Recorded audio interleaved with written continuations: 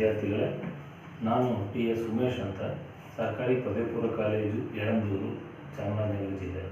ಇಲ್ಲಿ ಅರ್ಥಶಾಸ್ತ್ರ ಉಪನ್ಯಾಸಕನಾಗಿ ಕಾರ್ಯನಿರ್ವಹಿಸ್ತಾ ಇದ್ದೀನಿ. ಈ ದಿನ ನಾನು ನಿಮಗೆ ಉತ್ಪಾದನೆ ಮತ್ತು ವೆಚ್ಚಗಳು ಈ ಅಧ್ಯಾಯದ ಬಗ್ಗೆ, ಅಧ್ಯಾಯ 3 ಇದ್ರ ಬಗ್ಗೆ ಸ್ವಲ್ಪ ವಿವರವಾಗಿ ನಿಮಗೆ ತಿಳಿಸೋಣ ಅಂತ ಬಂದಿದ್ದೀನಿ. ಇವಾಗ ಇಲ್ಲಿ ಮೊದಲನೇದು, ಹಿಂದೆ ಅಧ್ಯಾಯ 2ರಲ್ಲಿ ಔದಾಸೀನ್ಯ ವಕ್ರರೇಖೆಗಳು ಅಂದರೆ ಏನು, ಇಂಡಿಫರೆನ್ಸ್ ಕರ್ವ್ ಅಂದರೆ ಏನು ಮತ್ತು ಅದರ ಗುಣಲಕ್ಷಣಗಳನ್ನು ತಿಳ್ಕೊಂಡಿದ್ದೀರಿ. ಅದೇ ರೀತಿಯಾದಂಥ ರೇಖೆಗಳು ಇದುವೆ. ಔದಾಸೀನ್ಯ ವಕ್ರರೇಖೆಗಳು ಯಾವ ರೀತಿ ಇರ್ತವೋ ಅದೇ ರೀತಿಯಾದಂಥ ಲಕ್ಷಣವನ್ನು ಹೊಂದಿರ್ತವೆ. ಇದು ನೋಡೋದಕ್ಕೆ ಅದೇ ರೀತಿ ಕಾಣುತ್ತೆ. ಅಲ್ಲಿ ಒಂದು ಔದಾಸೀನ್ಯ ವಕ್ರರೇಖೆಗಳು ಅನುಭೋಗಿಯ ವರ್ತನೆಯನ್ನು ಸೂಚಿಸುತ್ತವೆ.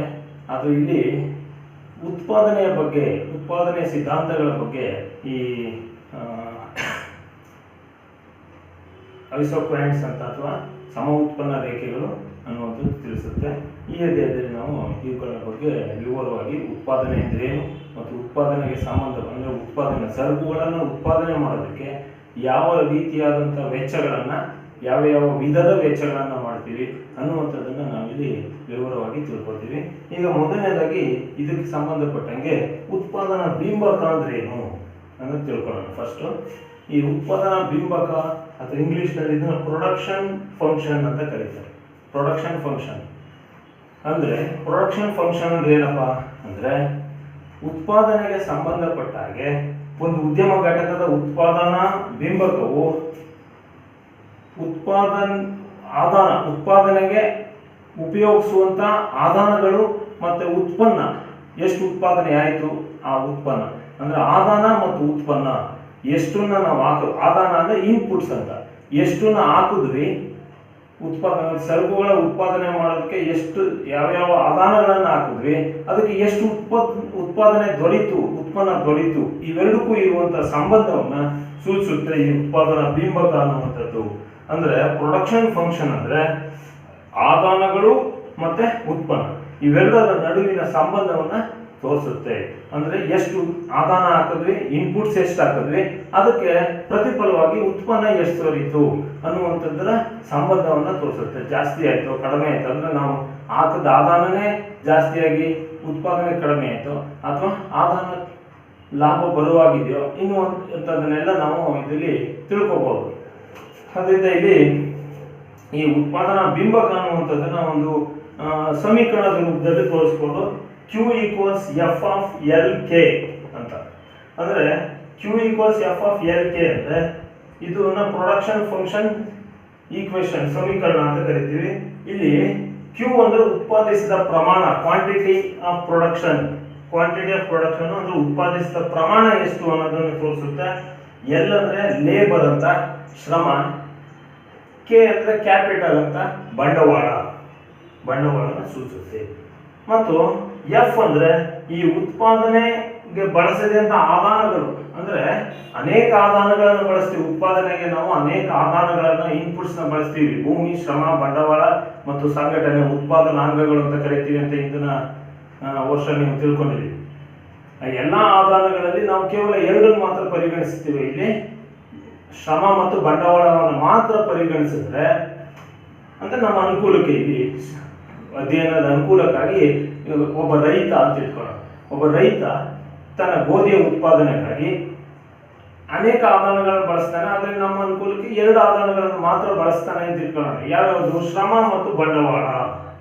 ಈ ಶ್ರಮ ಅಂತಂದ್ರೆ ಕೂಲಿ ಕೆಲಸಕ್ಕೆ ರೈತರ ನೇಮಿಸ್ಕೋಬಹುದು, ಕೂಲಿ ಕಾರ್ಮಿಕರನ್ನ ನೇಮಿಸ್ಕೋಬಹುದು, ಅದು ಶ್ರಮ.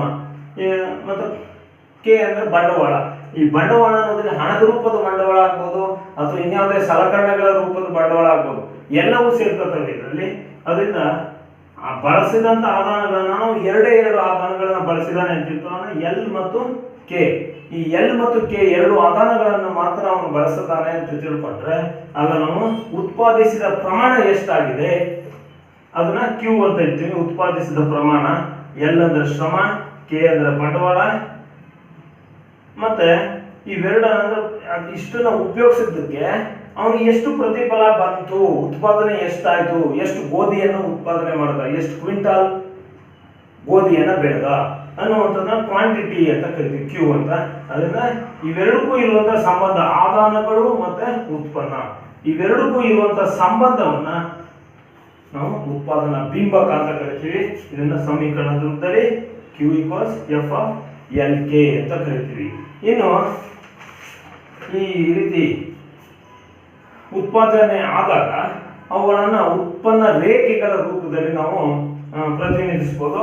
ಏನು ಸಮ ಉತ್ಪನ್ನ ರೇಖೆ ಅಂತ ಕರಿತೀವಿ, ಅದನ್ನು ತಿಳ್ಕೊಳ್ಳೋಣ. ಈಗ ಇಲ್ಲಿ ನೋಡಿ, ಈಗ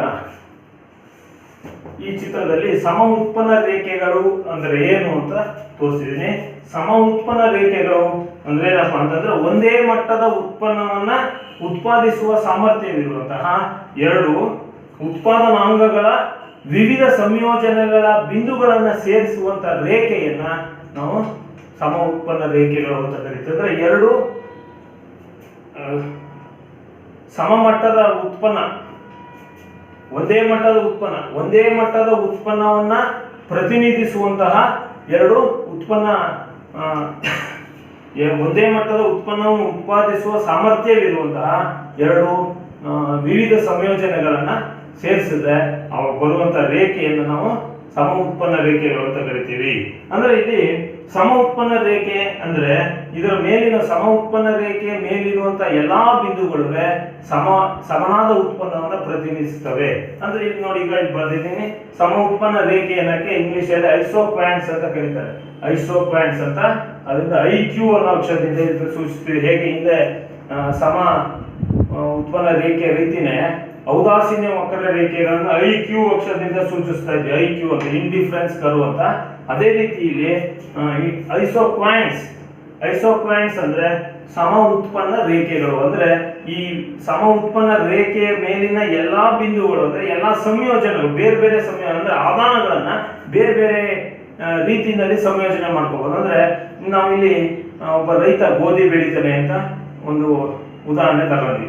ಆ ಗೋಧಿ ಬೆಳೆಯೋದಕ್ಕೆ ಎರಡು ಆದಾನಗಳನ್ನು ಮಾತ್ರ ಬಳಸ್ತಾನೆ ಅಂತ ಇಟ್ಕೊಂಡ್ರೆ ಆ ಎರಡು ಯಾವ್ಯಾವ್ದಪ್ಪ ನೋಡಿ, ಶ್ರಮ ಮತ್ತು ಬಂಡವಾಳ ಅಂತ ಬರ್ತಿದ್ದೀನಿ.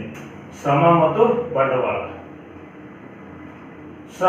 ಬಂಡವಾಳ ಅನ್ನುವಂತ ಎರಡು ಆದಾನಗಳನ್ನ ಬಳಸಿದ್ರೆ ಶ್ರಮವನ್ನ ಎಷ್ಟು ಬಳಸ್ದ, ಬಂಡವಾಳವನ್ನ ಎಷ್ಟು ಬಳಸ್ದ ಅನ್ನೋದನ್ನ ನೋಡಿದ್ರೆ ನೋಡಿ, ಈಗ ಅವನು ಶ್ರಮವನ್ನ ಜಾಸ್ತಿ ಮಾಡಿದ್ರೆ ಬಂಡವಾಳವನ್ನ ಕಡಿಮೆ ಮಾಡ್ಕೋಬೇಕಾಯ್ತು. ಯಾಕಂದ್ರೆ ಅವನ ಹತ್ರ ಇರುವಂತಹ ಸೋರ್ಸ್ ಆಫ್ ಇನ್ಕಮ್ ಅಥವಾ ಆದಾಯ, ಅಥವಾ ಅವನ ಹತ್ರ ಇರುವಂತಹ ಒಂದು ರಿಸೋರ್ಸ್ ಕಡಿಮೆ ಇದೆ. ಅವನು 10,000 ರೂಪಾಯಿ ಇದೆ, 10,000 ರೂಪಾಯಿ ಮಾತ್ರ ಅವನು ಇನ್ವೆಸ್ಟ್ಮೆಂಟ್ ಮಾಡ್ಬೋದು, 10,000ಕ್ಕಿಂತ ಜಾಸ್ತಿ ಮಾಡೋಕ್ಕಾಗಲ್ಲ. ಈ 10,000 ರೂಪಾಯಿಗಳನ್ನ ಉಪಯೋಗಿಸ್ಕೊಂಡು ಅವನು ಅಥವಾ ಬಂಡವಾಳ ಜಾಸ್ತಿ ಮಾಡ್ಬೋದು ಅಥವಾ ಶ್ರಮ ಎರಡೂ ಜಾಸ್ತಿ ಮಾಡ್ಲಿಕ್ಕೆ ಆಗಲ್ಲ. ಯಾಕಂದ್ರೆ ಅವನ ಹತ್ರ ಇರುವಂತ ಆದಾಯ ನಿರ್ದಿಷ್ಟವಾದಂತ ಆದಾಯವನ್ನು ಇಟ್ಕೊಂಡಿದ್ದಾನೆ 10,000ಕ್ಕಿಂತ ಹೆಚ್ಚು ಬಂಡವಾಳವನ್ನ, ಹೆಚ್ಚು ಹಣವನ್ನ ತೊಡಗಿಸಕ್ಕಾಗಲ್ಲ, ಹೆಚ್ಚು ಸಂಪತ್ತು ಅನ್ನೋದು ಇಲ್ಲ ಅಂದಾಗ ಅಥವಾ ಬಂಡವಾಳವನ್ನ ಜಾಸ್ತಿ ಮಾಡಬಹುದು ಅಥವಾ ಶ್ರಮವನ್ನ ಜಾಸ್ತಿ ಮಾಡಬಹುದು. ಎರಡು ಲೆವೆಲ್. ಅಂದ್ರೆ ಬಂಡವಾಳ ಜಾಸ್ತಿ ಮಾಡಬೇಕಾದ್ರೆ ಅವನು ಶ್ರಮವನ್ನ ಕಡಿಮೆ ಮಾಡಲೇಬೇಕು, ಅಥವಾ ಶ್ರಮವನ್ನ ಜಾಸ್ತಿ ಮಾಡ್ಬೇಕಾದ್ರೆ ಬಂಡವಾಳವನ್ನ ಕಮ್ಮಿ ಮಾಡಬೇಕು, ಅಥವಾ ಬಂಡವಾಳವನ್ನ ಜಾಸ್ತಿ ಮಾಡಿದ್ರೆ ಶ್ರಮವನ್ನ ಕಮ್ಮಿ ಮಾಡಬೇಕು. ಈಗ ಎರಡು ಯಾವ್ದಾದ್ರು ಒಂದನ್ನು ಜಾಸ್ತಿ ಮಾಡ್ಬೇಕಾದ್ರೆ ಇನ್ನೊಂದರ ಪ್ರಮಾಣವನ್ನ ಕಡಿಮೆ ಮಾಡಲೇಬೇಕಾಗುತ್ತೆ. ಹಾಗಾಗೋದ್ರಿಂದ ಇಲ್ಲಿ ಏನಾಗುತ್ತೆ, ವಿವಿಧ ಬಿಂದುಗಳು, ವಿವಿಧ ಸಂಯೋಜನೆ ಅಂದ್ರೆ ಎಷ್ಟು ಶ್ರಮವನ್ನ ಹಾಕದ, ಎಷ್ಟು ಬಂಡವಾಳವನ್ನ ಹಾಕುತ್ತಾನೆ ಅನ್ನುವಂತ ವಿವಿಧ ಬಿಂದುಗಳನ್ನ ನಾವು, ವಿವಿಧ ಸಂಯೋಜನೆಗಳನ್ನ, ಇದ್ರ ಮೇಲೆ ಅನೇಕ ಸಂಯೋಜನೆಗಳು ಇರ್ತವೆ ನೋಡಿ. ಈ ಬಿಂದು ಆಗ್ಬೋದು, ಇದಾಗ್ಬೋದು. ಯಾವುದೇ ಬಿಂದುವನ್ನ ತಗೊಂಡ್ರು ಅಂದ್ರೆ ಎಷ್ಟೇ ಬಂಡವಾಳವನ್ನ ತೋರಿಸ್ಲಿ, ಅದಕ್ಕೆ ಸಂಬಂಧಪಟ್ಟಂಗೆ ಎಷ್ಟೇ ಶ್ರಮವನ್ನ ವಿನಿಯೋಗಿಸಿದ್ರು ಅದಕ್ಕೆ ದೊರೆಯುವಂತ ಉತ್ಪನ್ನ ಮಾತ್ರ ಒಂದೇ ಸಮನಾಗಿರುತ್ತೆ. ಯಾಕೆಂದ್ರೆ ಬಂಡವಾಳವನ್ನ ಜಾಸ್ತಿ ಮಾಡಿದ್ರೆ ಶ್ರಮ ಕಡಿಮೆ ಮಾಡ್ಬಿಟ್ಟಿರ್ತಾನೆ, ಅದು ಶ್ರಮವನ್ನ ಜಾಸ್ತಿ ಮಾಡಿದ್ರೆ ಬಂಡವಾಳ ಕಮ್ಮಿ ಆಗುತ್ತೆ, ಅಥವಾ ಶ್ರಮವನ್ನ ಜಾಸ್ತಿ ಮಾಡಿದ್ರೆ ಬಂಡವಾಳ ಕಡಿಮೆ ಆಗುತ್ತೆ. ಹೀಗೆ ಒಂದ್ರ ಬೆಲೆ ಜಾಸ್ತಿ ಆದಾಗ ಇನ್ನೊಂದರ ಪ್ರಮಾಣ ಕಮ್ಮಿ ಆಗುತ್ತೆ. ಅದರಿಂದ ಇಲ್ಲಿ ದೊರೆಯುವಂತ ಉತ್ಪನ್ನ ಮಾತ್ರ ಒಂದೇ ಸಮನಾಗಿರುತ್ತೆ. ಅದರಿಂದ ಇದನ್ನ ಸಮ ಉತ್ಪನ್ನ ರೇಖೆ ಅಂತ ಕರಿತೀವಿ. ಈಗ ನೋಡಿ, ಮೊದಲನೇ ಸಮ ಉತ್ಪನ್ನ ರೇಖೆ ಹಾಕಿದ್ರೆ IQ 1 ಅಂತ, ಇಂಡಿಫರೆನ್ಸ್ ಐಸೋಕ್ವಾಂಟ್ಸ್ 1 ಅಂತ. ಮೊದಲನೇ ಸಮ ಉತ್ಪನ್ನ ರೇಖೆ ಮೇಲಿನ ಎಲ್ಲಾ ಬಿಂದುಗಳು ಸಮನಾದ ಉತ್ಪನ್ನವನ್ನು ಕೊಡ್ತವೆ. ಅದರಲ್ಲಿ ನಾವು 2 ಬಿಂದುವನ್ನು ತಗೊಂಡಿದ್ದೇವೆ. ಇಲ್ಲಿ ಯಾವ್ಯಾವ್ದಪ್ಪ ಅಂತ ನೋಡಿದ್ರೆ ಮೊದಲನೇ ಬಿಂದು ಇದು ಅಂತ ಇಟ್ಕೊಳ್ಳೋಣ. ಇಲ್ಲಿ ನೋಡಿ, ಈ ಬಿಂದುವಿನಲ್ಲಿ ನೋಡಿ ಇಲ್ಲಿ ಬಂಡವಾಳವನ್ನ x1 ಪ್ರಮಾಣದಷ್ಟು ಬಂಡವಾಳ OX1 ಪ್ರಮಾಣದಷ್ಟು ಬಂಡವಾಳವನ್ನು ವಿನಿಯೋಗಿಸಿದ್ರೆ ಅವನು ಶ್ರಮವನ್ನು y2 ಬಿಂದುವಿನಲ್ಲಿ OY2 ಪ್ರಮಾಣದಷ್ಟು ಶ್ರಮವನ್ನು ವಿನಿಯೋಗಿಸ್ತಾನೆ. ಅವಾಗ ಎಷ್ಟೋ ಬರ್ತದೆ ಉತ್ಪನ್ನ ದೊರೆಯುತ್ತೆ ಅವನಿಗೆ. ಅದರ ಬದಲು ಅವನು ಶ್ರಮವನ್ನು ಕಡಿಮೆ ಮಾಡಿ ಬಂಡವಾಳವನ್ನು ಜಾಸ್ತಿ ಮಾಡ್ತಾನೆ. ನೋಡಿ, x1 ಬದಲು x2 ಪ್ರಮಾಣದಷ್ಟು ಬಂಡವಾಳವನ್ನು ತೊಡಗಿಸಿದರೆ x2 ಪ್ರಮಾಣದಷ್ಟು ಬಂಡವಾಳವನ್ನು ಸ್ವಲ್ಪ ಜಾಸ್ತಿ ಹಾಕೋಣ, ಅಂದ್ರೆ ಹಣದ ಬಂಡವಾಳ ಹಣವನ್ನು ಸ್ವಲ್ಪ ಜಾಸ್ತಿ ವಿನಿಯೋಗಿಸ್ತೀನಿ ನಾನು ಅಂತ ಅಂದ್ಬಿಟ್ಟು ಅವ್ನು ಜಾಸ್ತಿ ಆಗ್ತದೆ. ಅವಾಗ ಶ್ರಮವನ್ನು ಕಮ್ಮಿ ಮಾಡಲೇಬೇಕಾಗುತ್ತೆ ಅಲ್ವಾ? ಎಷ್ಟು ಕಮ್ಮಿ ಮಾಡ್ತಾನೆ? y2 ಬದಲು y1 ಗೆ ಇಳಿದು ಹೋಗುತ್ತೆ ಶ್ರಮದ ಪ್ರಮಾಣ. ನೋಡಿ, ಬಂಡವಾಳದ ಪ್ರಮಾಣ ಜಾಸ್ತಿ ಆಯ್ತು, ಶ್ರಮದ ಪ್ರಮಾಣ ಕಮ್ಮಿ ಆಯ್ತು, y1 ಗೆ ಬಂತು. ಅವಾಗ x2 ಪ್ರಮಾಣದಷ್ಟು ಬಂಡವಾಳಕ್ಕೆ OY1 ಪ್ರಮಾಣದಷ್ಟು ಶ್ರಮವನ್ನು ವಿನಿಯೋಗಿಸಿದ್ರೆ ಅವಾಗಲೂ ಸಹಿತ ಉತ್ಪಾದನೆ ಏನು ಜಾಸ್ತಿ ಆಗಲ್ಲ, ಉತ್ಪನ್ನ ಅಷ್ಟೇ ಬರುತ್ತೆ. ಮೊದಲು ಎಷ್ಟು ಬರ್ತಿತ್ತು ಅಷ್ಟೇ ಉತ್ಪನ್ನ ದೊರೆಯುತ್ತೆ. ಅಂದ್ರೆ ಈ ಬಿಂದುವಿನಲ್ಲಿ ಎಷ್ಟು ಉತ್ಪಾದನೆ ಬರ್ತಿತ್ತೋ ಅಷ್ಟೇ ಈ ಬಿಂದುವಿನಲ್ಲೂ ಸಹ ಅಷ್ಟೇ ಉತ್ಪಾದನೆ ದೊರೆಯುತ್ತೆ. ಯಾಕೆಂದ್ರೆ ಇಲ್ಲಿ ಬಂಡವಾಳ ಜಾಸ್ತಿ ಹಾಕಿದಾನಲ್ಲ, ಜಾಸ್ತಿ ಉತ್ಪಾದನೆ ಆಗ್ಬೇಕಲ್ಲ ಅಂತಂದ್ರೆ ಬಂಡವಾಳ ಜಾಸ್ತಿ ಹಾಕಿದಾನೆ, ಆದ್ರೆ ಶ್ರಮ ಕಮ್ಮಿ ಆಗೋಗಿದೆ. ಅದರಿಂದ ಈ ಬಿಂದುವಿನಲ್ಲಿ ಈ ಬಿಂದುವಿನ ಸಂಯೋಜನೆಯಲ್ಲಿ ಎಷ್ಟು ಉತ್ಪಾದನೆ ಆಗುತ್ತೋ ಅಷ್ಟೇ ಉತ್ಪಾದನೆ ಈ ಬಿಂದುವಿನಲ್ಲಿ ಉತ್ಪಾದನೆ ಆಗುತ್ತೆ. ಅದೇ ರೀತಿ ಯಾವುದೇ ಬಿಂದು ತಗೊಂಡ್ರು ಅಷ್ಟೇ, ಇಲ್ಲಿ ತಗೊಳ್ಳಿ ಅಥವಾ ಮೇಲಿನ ಬಿಂದುವಿನ ತಗೊಳ್ಳಿ, ಯಾವ್ದು ಬಿಂದು ತಗೊಂಡ್ರು ಸಮನಾದಂತ ಉತ್ಪಾದನೆ ಸಿಗುತ್ತೆ. ಆದ್ರಿಂದ ಇವುಗಳನ್ನು ಪ್ರತಿನಿಧಿಸುವಂತ ಎಲ್ಲಾ ಬಿಂದುಗಳಿಗೆ ನಾವು ಸಮ ಉತ್ಪನ್ನ ರೇಖೆಗಳು ಅಂತ ಕರಿತೀವಿ. ಇವಾಗ ಹಾಗಾದ್ರೆ ಅವನು ಇನ್ ಸ್ವಲ್ಪ ಜಾಸ್ತಿ ಉತ್ಪಾದನೆ ಮಾಡಬೇಕು ಅಂದ್ರೆ ಏನ್ ಮಾಡಬೇಕು ಅಂದ್ರೆ ಅವಾಗ ಅವನು ಮೇಲಿನ ಮಟ್ಟದ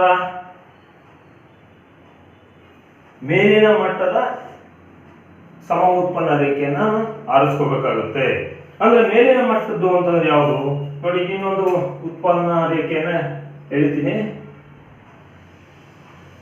ನೋಡಿ. ಸ್ವಲ್ಪ ಮೇಲಿದೆ, IQ1 ಗಿಂತ ಮೇಲಿದೆ, ಅದರಿಂದ ಇದನ್ನ ಐಸೋಕ್ಲೈನ್ 2 ಅಂತ ಕರಿತೀನಿ.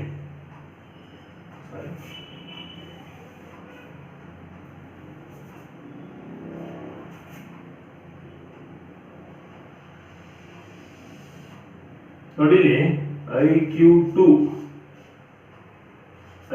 ಅಂತ ಇಟ್ಕೊಳ್ಳೋಣ.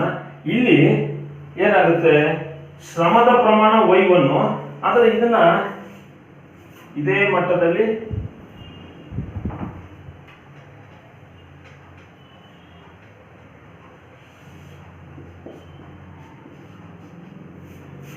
ಇದೇನು ಹೇಳ್ತಾರೆ, y1 ಪ್ರಮಾಣದಷ್ಟು ನೋಡಿ, y1 ಪ್ರಮಾಣದಷ್ಟು ಶ್ರಮವನ್ನು ಹಾಕ್ತಾನೆ. ಆದ್ರೆ x1 ಎಷ್ಟು, ಇದು ಬಂಡವಾಳ ಎಷ್ಟು ಹಾಕ್ತಾನೆ ಅನ್ನೋದು ನೋಡಿ ಈ ಬಿಂದುವಿನ. ಈಗ ಉತ್ಪನ್ನ ರೇಖೆನೇ ಬದಲಾವಣೆ ಆಗೋಗಿದೆ. ಇದು ಮೊದಲನೇ ಉತ್ಪನ್ನ ರೇಖೆ. ಅವನು ಮೊದಲನೇ ಉತ್ಪನ್ನ ರೇಖೆ ಬದಲು ಎರಡನೇ ಉತ್ಪನ್ನ ಅಂದ್ರೆ ಮೇಲಿನ ಮಟ್ಟದ ಉತ್ಪನ್ನ ರೇಖೆಗೆ ಹೋಗಿದ್ದಾನೆ. ಆದ್ರೆ ಎಷ್ಟು ಹಾಕಿದ್ದಾನೆ? ಬಂಡವಾಳವನ್ನ ಬದಲಾಯಿಸಿದ, ಸ್ವಲ್ಪ ಜಾಸ್ತಿ ಮಾಡ್ದ. x1 ಇತ್ತು, x2 ಮಾಡಿದ್ದ, ಇದು x3 ಆಯ್ತು ಅಂತಿತ್ತ. x3 ಆದ್ರೆ ಉತ್ಪನ್ನ ಬಂಡವಾಳದ ಪ್ರಮಾಣ x3 ಆದ್ರೆ ಶ್ರಮ ಎಷ್ಟಾಗಿದೆ? y1 ಅಂದ್ರೆ ಬದಲಾವಣೆ ಆಗಿಲ್ಲ, ಶ್ರಮವನ್ನ ಬದಲಾಯಿಸಿಲ್ಲ. ಶ್ರಮದ ಪ್ರಮಾಣ ಎಷ್ಟಿದೆ ಅಷ್ಟೇ ಇದೆ, ಆದ್ರೆ ಇದೇನಾಗಿದೆ, ಬಂಡವಾಳ ಏನಾಗಿದೆ? ಜಾಸ್ತಿ ಆಗಿದೆ. ಶ್ರಮವನ್ನ ಕಡಿಮೆ ಮಾಡದೆ ಬಂಡವಾಳವನ್ನ ಮಾತ್ರ ಜಾಸ್ತಿ ಮಾಡಬೇಕು ಅಂತ ಹೋಗ್ತಾನೆ. ಆದ್ರೆ ಅದಕ್ಕಾದ್ರೆ ಅವನು ಬೇರೆ ಉತ್ಪನ್ನ ರೇಖೆಯನ್ನೇ ಅವಲಂಬಿಸಬೇಕಾಗುತ್ತೆ. ಅಂದ್ರೆ ಇದೇ ಉತ್ಪನ್ನ ರೇಖೆಯ ಮೇಲೆ ಅವನು ಶ್ರಮವನ್ನ ಜಾಸ್ತಿ ಕಡಿಮೆ ಮಾಡದೆ ಬಂಡವಾಳವನ್ನ ಮಾತ್ರ ಜಾಸ್ತಿ ಮಾಡಿದ, ನಾನು ಉತ್ಪನ್ನವನ್ನ ಜಾಸ್ತಿ ತಗೋತೀನಿ ಅಂದ್ರೆ ಆಗಲ್ಲ. ಅವನು ಅಂದ್ರೆ ಏನಾಯ್ತು, ಉತ್ಪಾದನೆಯನ್ನ ಅವನು ಜಾಸ್ತಿ ಮಾಡ್ಬೇಕಾದ್ರೆ ಅಥವಾ ಬಂಡವಾಳವನ್ನ ಜಾಸ್ತಿ ಮಾಡಿದ್ರೆ ಶ್ರಮವನ್ನ ಕಡಿಮೆ ಮಾಡಲೇಬೇಕು.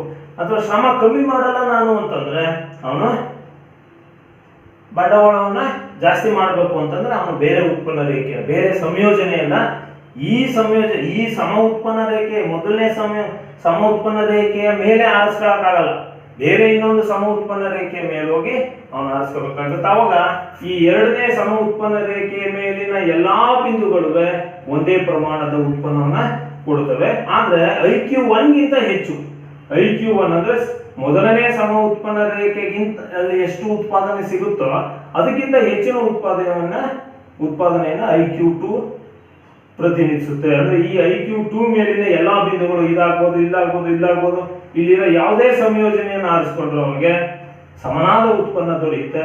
ಆದ್ರೆ ಇದಕ್ಕಿಂತ ಜಾಸ್ತಿ ಹಾಗೆ ಅದಕ್ಕಿಂತ ಮೇಲೋದು ಇನ್ನೂ ಜಾಸ್ತಿ ನೋಡಿ, ಇದು IQ3 ಅಂತ ಇರ್ತಾರೆ ನೋಡಿ. ಮೂರನೇ ಉತ್ಪನ್ನ ರೇಖೆ, ಮೂರನೇ ಸಮ ಉತ್ಪನ್ನ ಅಂದ್ರೆ ಇಲ್ಲೂ ಅಷ್ಟೇನೆ ಈ IQ3 ಮೇಲಿನ ಎಲ್ಲಾ ಬಿಂದುಗಳು ಅಂದ್ರೆ ಎಲ್ಲಾ ಬಿಂದುವಿನ ಸಂಯೋಜನೆಗಳು ಸಮನಾದಂತಹ ಉತ್ಪಾದನೆಯನ್ನ ಪ್ರತಿನಿಧಿಸುತ್ತೆ.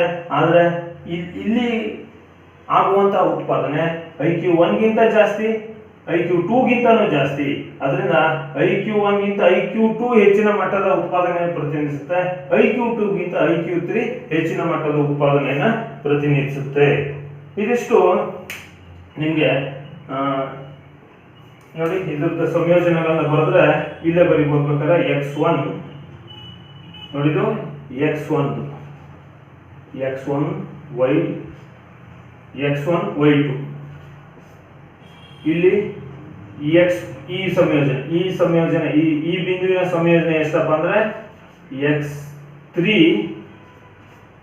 X3 Y1. ಹಾಗೆ ಈ ಬಿಂದುವಿನ ಸಂಯೋಜನೆ ಎಷ್ಟಪ್ಪ ಅಂದ್ರೆ ಇದು X2 Y1. ಅಂದ್ರೆ ನೋಡಿ, X1 Y2 ಸಂಯೋಜನೆ ಮತ್ತು X2 Y1 ಸಂಯೋಜನೆ ಇವೆರಡು ಒಂದೇ ಸಮನಾದಂತ ಉತ್ಪನ್ನವನ್ನು ಕೊಡುತ್ತೆ. ಆದ್ರೆ X3 Y1 ಹೆಚ್ಚಿನ ಮಟ್ಟದ ಉತ್ಪಾದನೆಯನ್ನ ಪ್ರತಿನಿಧಿಸುತ್ತೆ ಅದನ್ನ ತಿಳ್ಕೋಬಹುದು. ಆದ್ರಿಂದ ಇಲ್ಲಿ ಇದನ್ನ ಈ ರೀತಿಯಾದಂತ ರೇಖೆಗಳನ್ನ ಸಮ ಉತ್ಪನ್ನ ರೇಖೆಗಳು ಅಂತ ಕರಿತೀವಿ. ಈ ಸಮ ಉತ್ಪನ್ನ ರೇಖೆಗಳನ್ನ ಸಾಮಾನ್ಯವಾಗಿ ಉತ್ಪಾದನೆಯ ಸಿದ್ಧಾಂತಗಳನ್ನ ಅರ್ಥ ಮಾಡ್ಕೊಳ್ಳಿಕ್ಕೆ ಮಂಡಿಸಲಿಕ್ಕೆ ಇದನ್ನ ಉಪಯೋಗಿಸ್ತಾರೆ. ಆದ್ರೆ ಇಂಡಿಫರೆನ್ಸ್ ಕರ್ವ್ ಅಂದ್ರೆ ICಗಳನ್ನ, ಔದಾಸೀನ್ಯ ವಕ್ರರೇಖೆಗಳನ್ನ, ಅನುಭೋಗಿಯ ವರ್ತನೆಯನ್ನ ಅಧ್ಯಯನ ಮಾಡಲಿಕ್ಕೆ ಅದನ್ನು ಉಪಯೋಗಿಸ್ತಾರೆ. ಸಮ ಉತ್ಪನ್ನ ರೇಖೆಗಳನ್ನ ಉತ್ಪಾದನೆಯ ಸಿದ್ಧಾಂತಗಳನ್ನ ತಿಳ್ಕೊಳ್ಳಿಕ್ಕೆ ಉಪಯೋಗಿಸ್ತಾರೆ.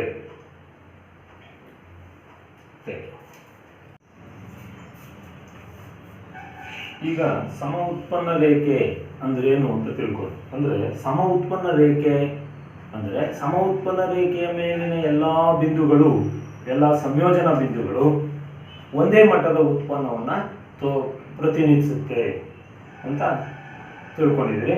ಈಗ ಇದಕ್ಕೆ ಸಂಬಂಧಪಟ್ಟ ಹಾಗೆ ಸಮ ಉತ್ಪನ್ನ ರೇಖೆಗೆ ಸಂಬಂಧಪಟ್ಟ ಹಾಗೆ ಕೆಲವು ಪರಿಕಲ್ಪನೆಗಳನ್ನ ತಿಳ್ಕೊಳ್ಳೋಣ. ಅಂದ್ರೆ ಕೆಲವು ಲೆಕ್ಕಗಳನ್ನ, ಸಮಸ್ಯೆಗಳನ್ನ ಬಿಡಿಸ್ಬೇಕಾಗುತ್ತೆ ನೀವು. ಅದಕ್ಕೆ ಈ ಪರಿಕಲ್ಪನೆಗಳು ಬಹಳ ಪ್ರಮುಖವಾದದ್ದು. ಈಗ ಅದರಲ್ಲಿ ಮೊದಲನೇದಾಗಿ ನೋಡಿ, ಒಟ್ಟು ಉತ್ಪನ್ನ, ಟೋಟಲ್ ಪ್ರೊಡಕ್ಷನ್ ಅಂತ ಕರೀತಾರೆ ಇಂಗ್ಲಿಷಲ್ಲಿ. ಅಂದ್ರೆ TP ಅಕ್ಷರದಿಂದ ಇದನ್ನ ಸೂಚಿಸ್ತೀವಿ. ಟೋಟಲ್ ಪ್ರೊಡಕ್ಷನ್ ಅಂದ್ರೆ ಏನು ನೋಡಿ, TP ಒಟ್ಟು ಉತ್ಪನ್ನ, ಟೋಟಲ್ ಪ್ರೊಡಕ್ಷನ್ TP ಅಂದ್ರೆ TP = F of X1 X2 ಅನ್ನ ಸಂಕೇತದಿಂದ ಸೂಚಿಸ್ತೀವಿ. ಇದನ್ನ ಟೋಟಲ್ ಪ್ರೊಡಕ್ಷನ್ ಒಟ್ಟು ಉತ್ಪನ್ನ ಅಂದ್ರೆ ಇತರ ಎಲ್ಲಾ ಆದಾನಗಳನ್ನು ಸ್ಥಿರವಾಗಿರಿಸಿ ಕೇವಲ ಒಂದು ಆದಾನವನ್ನು ಮಾತ್ರ ಬದಲಾವಣೆ ಮಾಡಿದಾಗ ಒಟ್ಟು ಉತ್ಪನ್ನದಲ್ಲಾಗುವಂತಹ ಬದಲಾವಣೆಯನ್ನ ಒಟ್ಟು ಉತ್ಪನ್ನ ಅಂತ ಕರಿತೀವಿ. ಅಂದ್ರೆ ಇತರ ಎಲ್ಲಾ ಆದಾನಗಳು ಅಂತಂದ್ರೆ ಈಗ ಒಂದು ಉತ್ಪಾದನೆಗೆ ಅನೇಕ ಆದಾನಗಳನ್ನ ಬಳಸ್ತೀವಿ ಅಂತ ತಿಳ್ಕೊಂಡಿದೀವಿ. ಭೂಮಿ, ಶ್ರಮ, ಬಂಡವಾಳ ಮತ್ತು ಸಂಘಟನೆ ಅನ್ನುವಂತ ಆದಾನಗಳನ್ನ ಬಳಸ್ತೀವಿ. ಈ 4 ಆದಾನಗಳಲ್ಲಿ ಒಂದು ಆದಾನವನ್ನ ಸ್ಥಿರವಾಗಿರಿಸ್ಕೊಳ್ಳೋದು, ಇನ್ನು ಉಳಿದ ಆದಾನಗಳನ್ನ ಬದಲಾವಣೆ ಮಾಡೋದು. ಒಂದು ಆದಾನವನ್ನ ಅಂದ್ರೆ ಯಾವುದು? ಈಗ ಇಲ್ಲಿ ನಾವು X1 X2 ಅಂತ 2 ಆದಾನಗಳನ್ನ ಮಾತ್ರ ತಗೊಂಡಿದ್ದೀವಿ. ಅದರಲ್ಲಿ X2 ಅನ್ನ ಬದಲಾಯಿಸ್ತೀವಿ, X1 ಅನ್ನ ಸ್ಥಿರವಾಗಿ ಇಟ್ಕೋತೀವಿ. ಅಂದ್ರೆ ಉದಾಹರಣೆಗೆ ಶ್ರಮವನ್ನ ಬದಲಾಯಿಸ್ತೀವಿ ಅಂತ ಇಟ್ಕೊಳ್ಳೋಣ. ಶ್ರಮವನ್ನ ಬದಲಾಯಿಸ್ತಾ ಹೋದಂಗೆಲ್ಲ 0 ಇರುತ್ತೆ, ಅಂದ್ರೆ 1 ಇರುತ್ತೆ. ಶ್ರಮದ ಘಟಕಗಳ ಸಂಖ್ಯೆ 1 ಆಗಿರುತ್ತೆ, ಆಮೇಲೆ 2 ಆಗುತ್ತೆ, 3 ಆಗುತ್ತೆ, 4 ಆಗುತ್ತೆ. ಅವನಿಗೆ ಬದಲಾವಣೆ ಅಂದ್ರೆ ಶ್ರಮ ಅಂತಂದ್ರೆ ಕಾರ್ಮಿಕರ ಸಂಖ್ಯೆಯನ್ನ ಬದಲಾಯಿಸ್ತಾ ಹೋದಂಗೆಲ್ಲ ಎಷ್ಟು ಬದಲಾವಣೆ ಆಗುತ್ತೆ, ಉತ್ಪನ್ನದಲ್ಲಿ ಆದಂಥ ಹೆಚ್ಚಳ ಎಷ್ಟು ಅನ್ನುವಂಥದ್ದನ್ನ ಒಟ್ಟು ಉತ್ಪನ್ನ ಅಂತ ಕರಿತೀವಿ. ಅಂದ್ರೆ ಟೋಟಲ್ ಪ್ರೊಡಕ್ಷನ್ ಅಂದ್ರೆ ಏನಪ್ಪಾ ಅಂದ್ರೆ ಒಟ್ಟು ಪ್ರತಿಫಲ ಅಥವಾ ಒಟ್ಟು ಭೌತಿಕ ಉತ್ಪನ್ನ ಅಥವಾ ಇದನ್ನ ಉತ್ಪಾದನಾಂಗವನ್ನ ಸ್ಥಿರವಾಗಿರಿಸಿಕೊಂಡು, ಯಾವ್ದಾದ್ರು ಒಂದು ಉತ್ಪಾದನಾಂಗವನ್ನ ಸ್ಥಿರವಾಗಿರಿಸಿಕೊಂಡು ಇತರ ಎಲ್ಲ ಆದಾನಗಳನ್ನ ಒಂದು ಉತ್ಪಾದನಾಂಗವನ್ನ ಬದಲಾವಣೆ ಮಾಡ್ತಾ ಹೋಗೋದು, ಇತರ ಎಲ್ಲ ಆದಾನಗಳನ್ನು ಸ್ಥಿರವಾಗಿರಿಸಿ ಒಂದು ಉತ್ಪಾದನಾಂಗವನ್ನ ಮಾತ್ರ ಬದಲಾವಣೆ ಮಾಡ್ದಂಗೆಲ್ಲ ಒಟ್ಟು ಉತ್ಪನ್ನದಲ್ಲಿ ಎಷ್ಟು ಬದಲಾವಣೆ ಆಗುತ್ತೋ, ಎಷ್ಟು ಹೆಚ್ಚಳ ಆಗುತ್ತೋ ಅದನ್ನ ನಾವು ಒಟ್ಟು ಉತ್ಪನ್ನ ಟೋಟಲ್ ಪ್ರೊಡಕ್ಷನ್ ಅಂತ ಕರಿತೀವಿ. ಈಗ ಇಲ್ಲಿ TP equals F of x1 x2 ಅಂತಂದ್ರೆ x2 ಅನ್ನ ಸ್ಥಿರವಾಗಿರಿಸ್ಕೊಳ್ತೀವಿ. ಅಂದ್ರೆ ಇತರ ಎಲ್ಲ ಆದಾನಗಳು x2 ಅಂತಂದ್ರೆ ಇತರೆ ಆದಾನಗಳು ಅವೆಲ್ಲ ಸ್ಥಿರವಾಗಿಟ್ಕೋತೀವಿ, x1 ಅನ್ನ ಮಾತ್ರ ಬದಲಾಯಿಸ್ತಾ ಹೋಗ್ತೀವಿ. ಅವಾಗ ಎಷ್ಟು ಬದಲಾವಣೆ, ಎಷ್ಟು ಒಟ್ಟು ಉತ್ಪನ್ನ ಒಂದು ವರ್ಷಕ್ಕೋ 2 ವರ್ಷ 1 ವರ್ಷ, ಸಾಮಾನ್ಯವಾಗಿ ವರ್ಷದ ಕೊನೆಯಲ್ಲಿ ಎಷ್ಟು ಉತ್ಪನ್ನ ಆಯ್ತು ಅಂತ ಲೆಕ್ಕಾಚಾರ ಮಾಡ್ತಾರೆ ಅಂತ ಇಟ್ಕೊಂಡ್ರೆ ಒಟ್ಟು ಉತ್ಪನ್ನ ಒಂದು ವರ್ಷದಲ್ಲಿ ಎಷ್ಟು ಉತ್ಪಾದನೆ ಆಯ್ತು ಅಂದ್ರೆ ಶ್ರಮವನ್ನ ಹೆಚ್ಚಿಗೆ ಮಾಡ್ತಾ ಹೋದಂಗೆಲ್ಲ ಎಷ್ಟು ಉತ್ಪನ್ನ ಆಗಿದೆ, ಒಂದು ತಿಂಗಳಿಗೆ ಎಷ್ಟಾಯ್ತು, 2ನೇ ತಿಂಗಳಿಗೆ ಎಷ್ಟಾಯ್ತು, 3ನೇ ತಿಂಗಳಿಗೆ ಎಷ್ಟಾಯ್ತು, ಅಂದ್ರೆ ಮೊದಲನೇ ಘಟಕ ಇದ್ದಾಗ ಎಷ್ಟು, ಒಂದು ಶ್ರಮದ ಬೆಲೆ 1 ಆಗಿದ್ದಾಗ ಎಷ್ಟು, 2 ಆಗಿದ್ದಾಗ ಎಷ್ಟು, 3 ಆಗಿದ್ದಾಗ ಎಷ್ಟು, 4 ಆಗಿದ್ದಾಗ ಎಷ್ಟು, ಹೀಗೆ ಘಟಕಗಳ ಸಂಖ್ಯೆ ಜಾಸ್ತಿ ಮಾಡಿ ಶ್ರಮವನ್ನ ಜಾಸ್ತಿ ಹೆಚ್ಚಿಗೆ ಮಾಡ್ದಂಗೆಲ್ಲ ಉತ್ಪಾದನೆಯಲ್ಲಾದ ಹೆಚ್ಚಳವನ್ನ, ಭೌತಿಕ ಉತ್ಪನ್ನದಲ್ಲಿ ಆದಂತ ಹೆಚ್ಚಳವನ್ನ ನಾವು ಒಟ್ಟು ಉತ್ಪನ್ನ ಅಂತ ಕರಿತೀವಿ. ಇನ್ನು ಎರಡನೇದಾಗಿ ಸರಾಸರಿ ಉತ್ಪನ್ನ, ಅವರೇಜ್ ಪ್ರೊಡಕ್ಷನ್ ಅಂತ ಕರಿತಾರೆ ಇಂಗ್ಲಿಷ್ ನಲ್ಲಿ. ಅದರಿಂದ ಇದನ್ನ AP ಅಕ್ಷರದಿಂದ ಸೂಚಿಸ್ತೀವಿ, ಅವರೇಜ್ ಪ್ರೊಡಕ್ಷನ್ ಅಂತ. ನೋಡಿ ಅದಕ್ಕೆ ಅದನ್ನ ಅವರೇಜ್ ಪ್ರೊಡಕ್ಷನ್ ಅಂದ್ರೆ ಏನು ಅಂತ ತಿಳ್ಕೊಬೇಕು. ಮೊದಲು ಬದಲಾಗುವ ಅಂದ್ರೆ ಒಂದು ಉತ್ಪನ್ನವನ್ನ, ಒಂದು ಆದಾನವನ್ನ ಸ್ಥಿರವಾಗಿ ಬದಲಾಯಿಸ್ತಾ ಹೋಗ್ತೀವಿ. ಇತರ ಎಲ್ಲ ಆದಾನಗಳನ್ನ ಸ್ಥಿರವಾಗಿರಿಸಿಕೊಂಡು ಒಂದು ಆದಾನವನ್ನ ಮಾತ್ರ ಬದಲಾವಣೆ ಮಾಡ್ತಾ ಹೋಗ್ತೀವಲ್ಲ, ಆ ಬದಲಾಗುವ ಆದಾನವನ್ನ ಎಷ್ಟು ಬದಲಾವಣೆ ಮಾಡ್ತೀವಿ ಅನ್ನುವಂಥದ್ದನ್ನ ನೋಡಿ. ಬದಲಾಗುವ ಆದಾನದ ಪ್ರತಿ ಘಟಕವನ್ನ ಬದಲಾವಣೆ ಮಾಡ್ದಂಗೆಲ್ಲ ಎಷ್ಟೆಷ್ಟು ಬದಲಾವಣೆ ಆಯ್ತು ಅನ್ನುವಂಥದ್ದನ್ನ ನಾವು ಸರಾಸರಿ ಉತ್ಪನ್ನ ಅಂತ ಕರಿತೀವಿ. ಇದನ್ನು ಕಂಡುಹಿಡಿಯೋದಕ್ಕೆ ಹೇಗೆ ಕಂಡುಹಿಡಿಯೋದಕ್ಕೆ ನೋಡಿ, ಸೂತ್ರ ನೋಡಿದ್ರೆ ನಿಮ್ಗೆ ಅರ್ಥ ಆಗುತ್ತೆ. ಅವರೇಜ್ ಪ್ರೊಡಕ್ಷನ್ ಅಂದ್ರೆ ಸರಾಸರಿ ಉತ್ಪನ್ನ ಅಂದ್ರೆ ಬದಲಾಗುವ ಆದಾನದ ಪ್ರತಿ ಘಟಕದ ಉತ್ಪಾದನೆ. ಅಂದ್ರೆ average production AP is equal to total production. ಇಲ್ಲಿ ಮಾಡಿದೆಯಲ್ಲ ಟೋಟಲ್ ಪ್ರೊಡಕ್ಷನ್, ಆ ಬದಲಾಗುವ ಆದಾನವನ್ನ ಘಟಕಗಳು, ಬದಲಾಗುವ ಆದಾನದ ಘಟಕಗಳ ಸಂಖ್ಯೆಯಿಂದ ಭಾಗಿಸಬೇಕು. ಒಟ್ಟು ಉತ್ಪನ್ನವನ್ನ ಬದಲಾಗುವ ಆದಾನಗಳ ಪ್ರತಿ ಒಟ್ಟು ಘಟಕಗಳ ಸಂಖ್ಯೆಯಿಂದ ಭಾಗಿಸಿದ್ರೆ ನಮ್ಗೆ ಎಷ್ಟು ಸರಾಸರಿ ಪ್ರತಿ ಘಟಕಕ್ಕೆ ಎಷ್ಟು ಉತ್ಪಾದನೆ ಆಯಿತು ಅಂತ ಗೊತ್ತಾಗುತ್ತೆ. ಈಗ ಒಂದು ಉದಾಹರಣೆ ಬರೀತೀನಿ ನೋಡಿ. ಈಗ ಒಂದು ಕಂಪನಿನಲ್ಲಿ 1000 ಮೊಬೈಲ್ಗಳನ್ನ ತಯಾರು ಮಾಡಿದ್ದಾರೆ ಅಂತ ಇಟ್ಕೊಳ್ಳೋಣ. 1000 ಮೊಬೈಲ್ಗಳನ್ನ ತಯಾರು ಮಾಡೋದಕ್ಕೆ ಅವರು ಎಷ್ಟು ಕಾರ್ಮಿಕರನ್ನ ನೇಮಿಸ್ಕೊಂಡಿದ್ರು. ಕಾರ್ಮಿಕರ ಅಂದ್ರೆ ಅಂದ್ರೆ ಲೇಬರ್ ಅಂತ, ಕಾರ್ಮಿಕರ ಸಂಖ್ಯೆ ಎಷ್ಟು, 10 ಕಾರ್ಮಿಕರನ್ನ ನೇಮಿಸ್ಕೊಂಡಿದ್ರು ಅಂತ ಇಟ್ಕೊಳ್ಳೋಣ. 1010 ಕಾರ್ಮಿಕರು ಸೇರ್ಕೊಂಡು 1000 ಮೊಬೈಲ್ಗಳನ್ನ ತಯಾರು ಮಾಡಿದ್ದಾರೆ. ಹಾಗಾದ್ರೆ ಪ್ರತಿ ಘಟಕ ಅಂದ್ರೆ ಪ್ರತಿಯೊಬ್ಬ ಕಾರ್ಮಿಕನಿಂದ ಉತ್ಪಾದನೆಯಾದಂತಹ ಘಟಕ ಮೊಬೈಲ್ಗಳ ಸಂಖ್ಯೆ ಎಷ್ಟು ಅಂದ್ರೆ ಭಾಗಿಸ್ಬೇಕು. ಅಂದ್ರೆ ಒಟ್ಟು ಉತ್ಪನ್ನವನ್ನ ಘಟಕಗಳಾದ ಕಾರ್ಮಿಕರ ಸಂಖ್ಯೆಯಿಂದ ಭಾಗಿಸ್ತೀವಿ. 0 ಕ್ಯಾನ್ಸಲ್ ಆಗುತ್ತೆ. 100 ಅಂದ್ರೆ 100 ಪ್ರತಿಯೊಬ್ಬ ಕಾರ್ಮಿಕ ತಯಾರಿಸಿದಂತ ಮೊಬೈಲ್ಗಳ ಸಂಖ್ಯೆ ಎಷ್ಟಪ್ಪ ಅಂದ್ರೆ 100 ಅಂತ ಆಗುತ್ತೆ. ಹಾಗೆ ಎಷ್ಟು ಬೇಕಾದ್ರೂ ಇಟ್ಕೋಬಹುದು. ಇದನ್ನ ಬೇಕಾದ್ರೆ 1000 ಬದಲು 2000 ಅಂತ ಇಟ್ಕೊಳ್ಳಿ. 2000 ಮೊಬೈಲ್ಗಳು 200 ಜನ ಅಥವಾ 20 ಜನ ಸೇರ್ಕೊಂಡಿದ್ರು ಅಂತ ಇಟ್ಕೊಳ್ಳಿ. 20 ಜನ ಕಾರ್ಮಿಕರಿಂದ 2000 ಮೊಬೈಲ್ಗಳು ಉತ್ಪಾದನೆ ಆದ್ರೆ ಪ್ರತಿ ಕಾರ್ಮಿಕ ಎಷ್ಟು ಉತ್ಪಾದನೆ ಮಾಡ್ದ ಅನ್ನುವಂಥದ್ದು ಬೇಕಾದ್ರೆ ಏನ್ ಮಾಡ್ತೀವಿ, ಭಾಗಿಸ್ತೀವಿ. 0 ಕ್ಯಾನ್ಸಲ್ ಆಗುತ್ತೆ. 2 2 ಅಂದ್ರೆ ಅದು 100. ಅಂದ್ರೆ ಪ್ರತಿ ಕಾರ್ಮಿಕರಿಂದ ಉತ್ಪಾದನೆ ಆದಂತ ಮೊಬೈಲ್ಗಳ ಸಂಖ್ಯೆ 100 ಆಯ್ತು. ಇದನ್ನ ಅವರೇಜ್ ಪ್ರೊಡಕ್ಷನ್, ಪ್ರತಿಯೊಬ್ಬ ಕಾರ್ಮಿಕರಿಂದ ಉತ್ಪಾದನೆ ಆದಂತ ಮೊಬೈಲ್ಗಳ ಸಂಖ್ಯೆ. ಹೀಗೆ ಮೊಬೈಲ್ಗಳಾಗ್ಬೋದು ಅಥವಾ ಬೇರೆ ಯಾವ್ದಾದ್ರು ಒಂದು ಸ್ಕೂಟರ್ ಆಗ್ಬೋದು, ಕಾರ್ ಆಗ್ಬೋದು ಅಥವಾ ಏನೇ ಪ್ರೊಡಕ್ಷನ್ ಆಗಿರುವಂಥದ್ದು, ಉತ್ಪಾದನೆ ಆಗಿರುವಂಥ ಯಾವುದೇ ಸರಕುಗಳ ಅವರೇಜ್ ಎಷ್ಟು, ಪ್ರತಿಯೊಬ್ಬ ಕಾರ್ಮಿಕರಿಂದ ಎಷ್ಟು ಉತ್ಪಾದನೆ ಆಯಿತು ಅಂತನೋ, ಅಥವಾ ಒಬ್ಬ ರೈತ ಬೆಳೆ ಬೆಳಿತಾನೆ 25 ಎಕರೆ ಗದ್ದೆಯಿಂದ ಅವನು ಎಷ್ಟೋ ಒಂದು 2 ಕ್ವಿಂಟಲ್, ಒಂದು 200 300 25 ಎಕರೆಯಿಂದ 2000 ಕ್ವಿಂಟಾಲ್ ಅಷ್ಟು ಭತ್ತವನ್ನು ಬೆಳೆದಿರ್ತಾನೆ.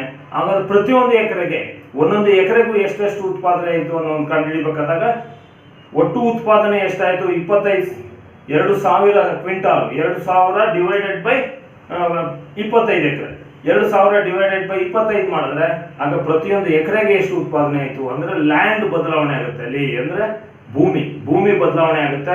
ಅವಾಗ ಪ್ರತಿಯೊಂದು ಘಟಕಕ್ಕೆ ಎಷ್ಟು ಉತ್ಪಾದನೆ ಆಯಿತು ಅನ್ನೋದನ್ನ ಗೊತ್ತಿಳ್ಕೋಬಹುದು. ಅವಾಗ ಅದನ್ನ ಸರಾಸರಿ ಉತ್ಪನ್ನ ಅಂತ ಕರಿತೀವಿ. ಇನ್ನು ಮೂರನೇದಾಗಿ ನೋಡಿ, ಸೀಮಾಂತ ಉತ್ಪನ್ನ ಅದನ್ನ ಇಂಗ್ಲಿಷಲ್ಲಿ ಮಾರ್ಜಿನಲ್ ಪ್ರೊಡಕ್ಷನ್ ಅಂತ ಕರಿತಾರೆ. ಮಾರ್ಜಿನ್ ಅಂದ್ರೆ ಸೀಮಾಂತ ಅಂತ, ಕನ್ನಡದಲ್ಲಿ ಸೀಮಾಂತ ಅಂತ ಕರಿತೀವಿ. ಮಾರ್ಜಿನಲ್ ಪ್ರೊಡಕ್ಷನ್, ಸೀಮಾಂತ ಉತ್ಪನ್ನ. ಇದನ್ನ ಏನು ಸೀಮಾಂತ ಅಂದ್ರೆ ಹೆಚ್ಚುವರಿ ಅಂತ ನೋಡಿ. ನಮಗೆ ಈಗ ಇದುವರೆಗೆ ನಿನ್ನೆ ತನಕ ಒಂದು 25 ಕಾರ್ಮಿಕರಿದ್ದು ಕೆಲಸ ಮಾಡ್ತಿದ್ದ 25 ಕಾರ್ಮಿಕರು, 26 ಜನ ಆಯ್ತು. ಇವತ್ತಿಗೆ ಒಬ್ಬ ಕಾರ್ಮಿಕರನ್ನ ಜಾಸ್ತಿ ನೇಮಿಸ್ಕೊಂಡ್ವಿ ಅಂತ ಇಟ್ಕೊಳ್ಳೋಣ. ಅಂದ್ರೆ ನಾವು ಇಲ್ಲಿ ಕಾರ್ಮಿಕರಂತ ಬದಲಾಯಿಸ್ತಾ ಇದ್ದದ್ದು ಲೇಬರ್ನ ಶ್ರಮದ ಘಟಕಗಳ ಸಂಖ್ಯೆಯನ್ನು ಬದಲಾಯಿಸ್ತೀವಿ ಅಂತ ಇಟ್ಕೊಳ್ಳೋಣ. ಈ ತರ ಎಲ್ಲ ಆದಾನಗಳನ್ನ ಸ್ಥಿರವಾಗಿ ಇಟ್ಕೊಂಡಿದ್ದೀವಿ. ಕಾರ್ಮಿಕರು ಇದುವರೆಗೆ 25 ಜನ ಕೆಲಸ ಮಾಡ್ತಾ ಇದ್ರು. ಇವತ್ತಿಂದ 26ನೇ ಕಾರ್ಮಿಕರನ್ನ ನೇಮಿಸ್ಕೊಂಡ್ವಿ. ಅಥವಾ ಕಳೆದ ತಿಂಗಳ ತನಕ 25 ಜನ ಕೆಲಸ ಮಾಡ್ತಾ ಇದ್ರು. ಈ ತಿಂಗಳಿಂದ 26 ಕಾರ್ಮಿಕರನ್ನ ನೇಮಿಸ್ಕೊಂಡ್ವಿ. ಈ ತಿಂಗಳು 26ನೇವನ್ನ ನೇಮಿಸ್ಕೊಂಡಿದ್ದರಿಂದ ಆ 26ನೇವನಿಂದ ಹೆಚ್ಚುವರಿಯಾಗಿ ಎಷ್ಟು ಉತ್ಪಾದನೆ ಆಯಿತು ಅಂದ್ರೆ ಹೆಚ್ಚುವರಿ, ಅಥವಾ ಇದನ್ನ ಅಂಚಿನ ಉತ್ಪಾದನೆ ಅಂತಾನೂ ಕರೀತಾರೆ. ಕೊನೆಯದಾಗಿ ನೇಮಿಸಿಕೊಂಡಂತ ಕಾರ್ಮಿಕನಿಂದ ಉತ್ಪಾದನೆ ಆದಂತ ಘಟಕಗಳ ಸಂಖ್ಯೆ ಎಷ್ಟು ಅನ್ನೋದನ್ನ ಕಂಡುಹಿಡಿಯೋದಕ್ಕೆ ಏನ್ ಮಾಡ್ಬೇಕು ಅಂದ್ರೆ ಇದೇ ಸೂತ್ರನೇ ನೋಡಿ. ಎಪಿಗೆ ಟಿಪಿ ಬೈ ಎಲ್ ಅಂತ ಹಾಕಿದಾಗ ಇಲ್ಲಿ MP marginal production of N, marginal production of N ಅಂತಂದ್ರೆ ಎನ್ನೇ 26ನೇ ಮೊಬೈಲ್ ಅನ್ನ ತಯಾರಿಸಲಿಕ್ಕೆ ಎಷ್ಟು 26ನೇ ಕಾರ್ಮಿಕನಿಂದ ಉತ್ಪಾದನೆಯಾದಂತ ಘಟಕಗಳ ಸಂಖ್ಯೆ ಎಷ್ಟು ಅನ್ನೋದು ಕಂಡುಹಿಡಿಬೇಕಾದ್ರೆ ಒಟ್ಟು ಉತ್ಪಾದನೆಯಲ್ಲಿ 26ನೇ ಒಂದು ಕಂಡುಹಿಡಿಬೇಕಾದ್ರೆ 25ನೇವನು ಎಷ್ಟು ಉತ್ಪಾದನೆ ಮಾಡಿ 25 ಜನ ಇದ್ದಾಗ ಎಷ್ಟು ಉತ್ಪಾದನೆ ಆಗಿತ್ತು ಅದನ್ನ ಎಲ್ಲಿಂದ ಭಾಗಿಸ್ಬೇಕು, ಕಾರ್ಮಿಕರ ಸಂಖ್ಯೆಯಲ್ಲಾದಂತ ಬದಲಾವಣೆಯಿಂದ ಭಾಗಿಸ್ಬೇಕು. ಅಂದ್ರೆ 25 ಜನ ಇದ್ದಾಗ ಎಷ್ಟು ಉತ್ಪಾದನೆ ಆಗಿತ್ತು ಅಂದ್ರೆ ಒಟ್ಟು ಉತ್ಪಾದನೆಯಲ್ಲಾದಂತ ಬದಲಾವಣೆ ಡೆಲ್ಟಾ ಅಂತಂದ್ರೆ ಇದನ್ನ ಬದಲಾವಣೆ ಅಂತ ತಿಳ್ಕೊಬೇಕು ನೀವು. ಡೆಲ್ಟಾ ಅಂತ ಗ್ರೀಕ್ ಅಕ್ಷರ, ಡೆಲ್ಟಾ ಅಂದ್ರೆ ಗ್ರೀಕ್ ಅಕ್ಷರ. ಬದಲಾವಣೆ ಯಾವುದೆಲ್ಲ ಆದಂತ ಬದಲಾವಣೆ, ಒಟ್ಟು ಉತ್ಪಾದನೆಯಲ್ಲಾದಂತ ಬದಲಾವಣೆ ಅಂದ್ರೆ 25 ಜನ ಕಾರ್ಮಿಕರಿದ್ದಾಗ ಎಷ್ಟು ಉತ್ಪಾದನೆ ಆಯಿತು, 26ನೇವನು ಬಂದಾಗ ಎಷ್ಟು ಉತ್ಪಾದನೆ ಆಯಿತು, 26ನೇವನು ಬಂದಾಗ ಎಷ್ಟು ಉತ್ಪಾದನೆ ಆಗಿತ್ತು ಜಾಸ್ತಿ ಆಗಿರುತ್ತೆ, 25ನೇವೊಂದು ಕಡಿಮೆ ಇರ್ತದೆ, ಅದನ್ನು ಕಳಿಬೇಕು. ಕಳೆದು ಬಿಟ್ಟಾಗ ಟೋಟಲ್ ಪ್ರೊಡಕ್ಷನ್ ಬದಲಾವಣೆ ಎಷ್ಟಾಯ್ತು ಅಂತ ಗೊತ್ತಾಗುತ್ತೆ. ಡೆಲ್ಟಾ ಟಿಪಿ ಅಂದ್ರೆ ಒಟ್ಟು ಉತ್ಪಾದನೆಯಲ್ಲಾದಂತ ಬದಲಾವಣೆ. ನೀವು ಕಾರ್ಮಿಕರನ್ನ ಎಷ್ಟು ಬದಲಾಯಿಸಿದ್ವಿ, 25 ಜನ ಇದ್ರು ಮೊದಲು, ಈಗ 26 ಜನ ನೇಮಿಸ್ಕೊಂಡ್ವಿ ಅಂದ್ರೆ 26 ಆಯ್ತು ಒಟ್ಟು ಕಾರ್ಮಿಕರ ಸಂಖ್ಯೆ. ಅಂದ್ರೆ ಕಾರ್ಮಿಕರ ಸಂಖ್ಯೆ ಎಲ್ಲಾದ ಬದಲಾವಣೆ. ಹೀಗೆ ಕಾರ್ಮಿಕರ ಸಂಖ್ಯೆ ಒಟ್ಟು ಉತ್ಪಾದನೆಯಲ್ಲಾದಂತ ಬದಲಾವಣೆಯಿಂದ ಒಟ್ಟು ಕಾರ್ಮಿಕರ ಸಂಖ್ಯೆಯಲ್ಲಾದ ಬದಲಾವಣೆಯನ್ನ ಭಾಗಿಸೋದ್ರಿಂದ ಅಂದ್ರೆ ಒಟ್ಟು ಉತ್ಪಾದನೆಯಲ್ಲಾದ ಬದಲಾವಣೆಯನ್ನ ಕಾರ್ಮಿಕರ ಸಂಖ್ಯೆಯಲ್ಲಾದ ಬದಲಾವಣೆಯಿಂದ ಭಾಗಿಸುವುದರಿಂದ ನಾವು ಅಂಚಿನ ಉತ್ಪಾದನೆ ಅಥವಾ ಸೀಮಾಂತ ಉತ್ಪಾದನೆಯನ್ನ ಕಂಡುಹಿಡಿಬಹುದು. ಅಥವಾ ಈಗ 26ನೇ ಕಾರ್ಮಿಕರಿಂದ ಎಷ್ಟು ಉತ್ಪಾದನೆ ಆಯಿತು ಅನ್ನೋದು ಗೊತ್ತಾಗಬೇಕಾದ್ರೆ 26ನೇ ಕಾರ್ಮಿಕರಿಂದ ಉತ್ಪಾದನೆಯಾದಂತ ಒಟ್ಟು ಉತ್ಪಾದನೆಯನ್ನ 25ನೇವನಿಂದ ಕಳೆದು ಮತ್ತು ಕಾರ್ಮಿಕರ ಸಂಖ್ಯೆಯಲ್ಲಿ ಎಷ್ಟು ಬದಲಾವಣೆ ಆಯಿತು ಅನ್ನೋದ್ರಿಂದ ಭಾಗಿಸಿದ್ರೆ ನಮ್ಗೆ ಎಂಪಿ ಏನ್ ಗೊತ್ತಾಗುತ್ತೆ. ಹಾಕ್ಬೇಕಾದ್ರೂ ಮಾಡ್ಬೋದು. ಅಥವಾ ಇನ್ನೂ ಸರಳವಾಗಿ ಕಳೆಯೋದು ಅಂದ್ರೆ ಹೇಗೆ, TP5 ಅಂದ್ರೆ MP5 5ನೇ, ಇಲ್ಲಿ ನಾವು ಒಂದು ಉದಾಹರಣೆಗೆ 5 ಕಾರ್ಮಿಕರು ಅಂತ ಇಟ್ಕೊಂಡಿದ್ದೀವಿ.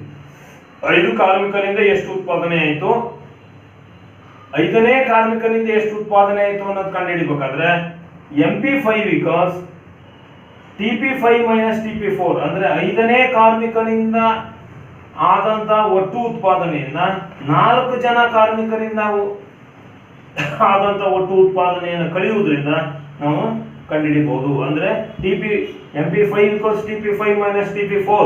ಈಗ ಇದಕ್ಕೆ ಒಂದು ಉದಾಹರಣೆಯನ್ನ ಬರೆದಿದ್ದೀನಿ ನೋಡಿ. ಈಗ ಇಲ್ಲಿ ನೋಡಿ MP5 ಈಗ ಉತ್ಪಾದನಾಂಗ ಅಂದ್ರೆ ಕಾರ್ಮಿಕರ ಸಂಖ್ಯೆ L, ಒಟ್ಟು ಉತ್ಪನ್ನ TP, ಸೀಮಾಂತ ಉತ್ಪನ್ನ MP ಆಗಿದ್ರೆ, ಈಗ ಮೊದಲನೇ ಉದಾಹರಣೆಯಲ್ಲಿ 4 ಕಾರ್ಮಿಕರಿದ್ರು.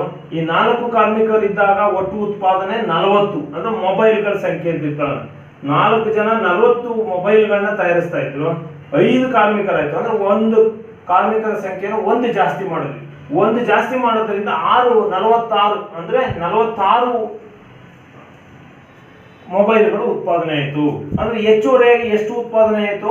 6. ಅಂದ್ರೆ 46ರಲ್ಲಿ 40 ಅಂದ್ರೆ ಅದ್ರ ಹಿಂದಿನ ಸಂಖ್ಯೆಯನ್ನು ಕಳೆದ್ರೆ ಅಂದ್ರೆ 5 ಜನ ಇದ್ದಾಗ ಎಷ್ಟು ಉತ್ಪಾದನೆ ಆಯಿತು, 4 ಜನ ಇದ್ದಾಗ ಎಷ್ಟು ಉತ್ಪಾದನೆ ಆಯಿತು ಅನ್ನೋದ್ರಿಂದ ಕಳೆದ್ರೆ ನಮಗೆ ಅಂಚಿನ ಉತ್ಪಾದನೆ, ಹೆಚ್ಚುವರಿಯಾಗಿ ನೇಮಕವಾದಂತ ಕಾರ್ಮಿಕನಿಂದ ಉತ್ಪಾದನೆ ಎಷ್ಟು ಹೆಚ್ಚುವರಿ ಆಯಿತು ಅನ್ನೋದು ಗೊತ್ತಾಗುತ್ತೆ. ಅಂದ್ರೆ MP5 ಬೇಕಾದ್ರೆ total production of 5 minus total production of 4 ಅಂದ್ರೆ 5 ಜನರಿಂದ ಆದಂತ ಒಟ್ಟು ಉತ್ಪಾದನೆಯಿಂದ 4 ಜನರಿಂದ ಆದಂತ ಒಟ್ಟು ಉತ್ಪಾದನೆಯನ್ನು ಕಳೆದ್ರೆ ನಮಗೆ ಗೊತ್ತಾಗುತ್ತೆ. ಅಂದ್ರೆ ಈ ಲೆಕ್ಕದಲ್ಲಿ 5 ಜನರಿಂದ ಆದಂತ ಒಟ್ಟು ಉತ್ಪಾದನೆ 46 ಮೈನಸ್ 4 ಜನರಿಂದ ಆದಂತ ಒಟ್ಟು ಉತ್ಪಾದನೆ 40, ಇದನ್ನು ಕಳೆದ್ರೆ 6 ಬಂತು. ಅಂದ್ರೆ MP5 ಅಂದ್ರೆ ಸೀಮಾಂತ ಉತ್ಪನ್ನ 5ನೇವನಿಂದ ಉತ್ಪಾದಂತ ಸೀಮಾಂತ ಉತ್ಪನ್ನ MP5 = 6 ಅಂತ ಈ ರೀತಿ ಸರಳವಾಗಿ ಕಳೆಯೋದ್ರ ಮೂಲಕ ಕಂಡುಹಿಡಿಯಬಹುದು.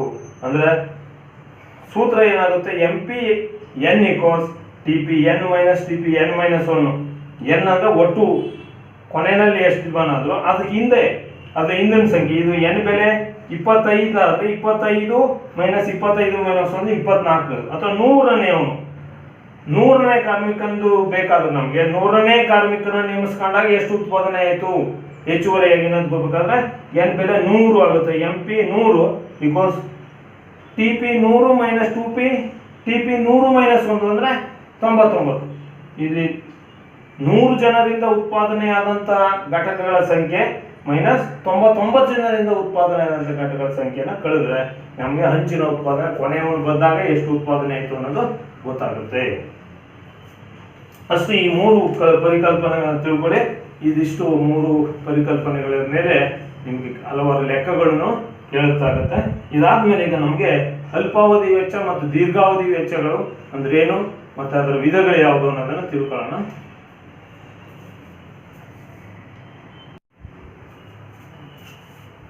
ವಿದ್ಯಾರ್ಥಿಗಳೇ, ಈಗ ಒಂದು ಉದ್ಯಮ ಘಟಕದಲ್ಲಿ ಉತ್ಪಾದನೆಯನ್ನ ಮಾಡೋದಕ್ಕೆ ತಗುಲುವಂತ ವೆಚ್ಚ, ಖರ್ಚು ವೆಚ್ಚಗಳನ್ನ ಹೇಗೆ ವಿಂಗಡಿಸ್ತಾರೆ ಅನ್ನೋದನ್ನ ತಿಳ್ಕೊಳ್ಳೋಣ.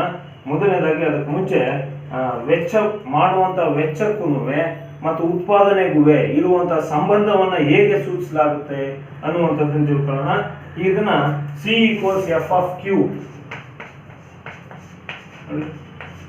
= F(Q) ಅನ್ನುವಂಥ ಒಂದು ಸಮೀಕರಣದಿಂದ ಸೂಚಿಸಬಹುದು. ಏನಪ್ಪ C = F(Q)? C ಅಂದ್ರೆ ಕಾಸ್ಟ್ ಅಂತ ವೆಚ್ಚ, Q ಅಂತಂದ್ರೆ ಪ್ರಮಾಣ ಅಂದ್ರೆ ಉತ್ಪಾದನೆಯಾದಂತ ಪ್ರಮಾಣ. ಉತ್ಪಾದನೆಯಾದ ಪ್ರಮಾಣಕ್ಕೂ ಮತ್ತು ಮಾಡಿದಂತ ವೆಚ್ಚಕ್ಕೂ ಇರುವಂತಹ ಸಂಬಂಧವನ್ನ ಉತ್ಪಾದನಾ ಬಿಂಬಕ ತೋರಿಸುವಂತ ಒಂದು ಸಮೀಕರಣಕ್ಕೆ ಉತ್ಪಾದನಾ ಬಿಂಬಕ ಅಂತ ಕರೀತಾರೆ. ಇದನ್ನ C = F(Q) ಅನ್ನುವಂಥ ಸಮೀಕರಣದಿಂದ ತೋರಿಸಲಾಗುತ್ತೆ. ಇನ್ನು ಉತ್ಪಾದನೆಯ ವಿಧಗಳು, ವೆಚ್ಚದ ವಿಧಗಳನ್ನ ತಿಳ್ಕೊಳ್ಳೋಣ. ಈ ವೆಚ್ಚದ ವಿಧಗಳನ್ನ ಅದರ ಅವಧಿಗೆ ಅನುಗುಣವಾಗಿ ಸ್ಥೂಲವಾಗಿ 2 ರೀತಿಯಾಗಿ ವಿಂಗಡಿಸ್ತಾರೆ. ಯಾವ್ಯಾವಪ್ಪ ಅಂದ್ರೆ ಅಲ್ಪಾವಧಿ ಮತ್ತು ದೀರ್ಘಾವಧಿ ವೆಚ್ಚಗಳು ಅಂತ.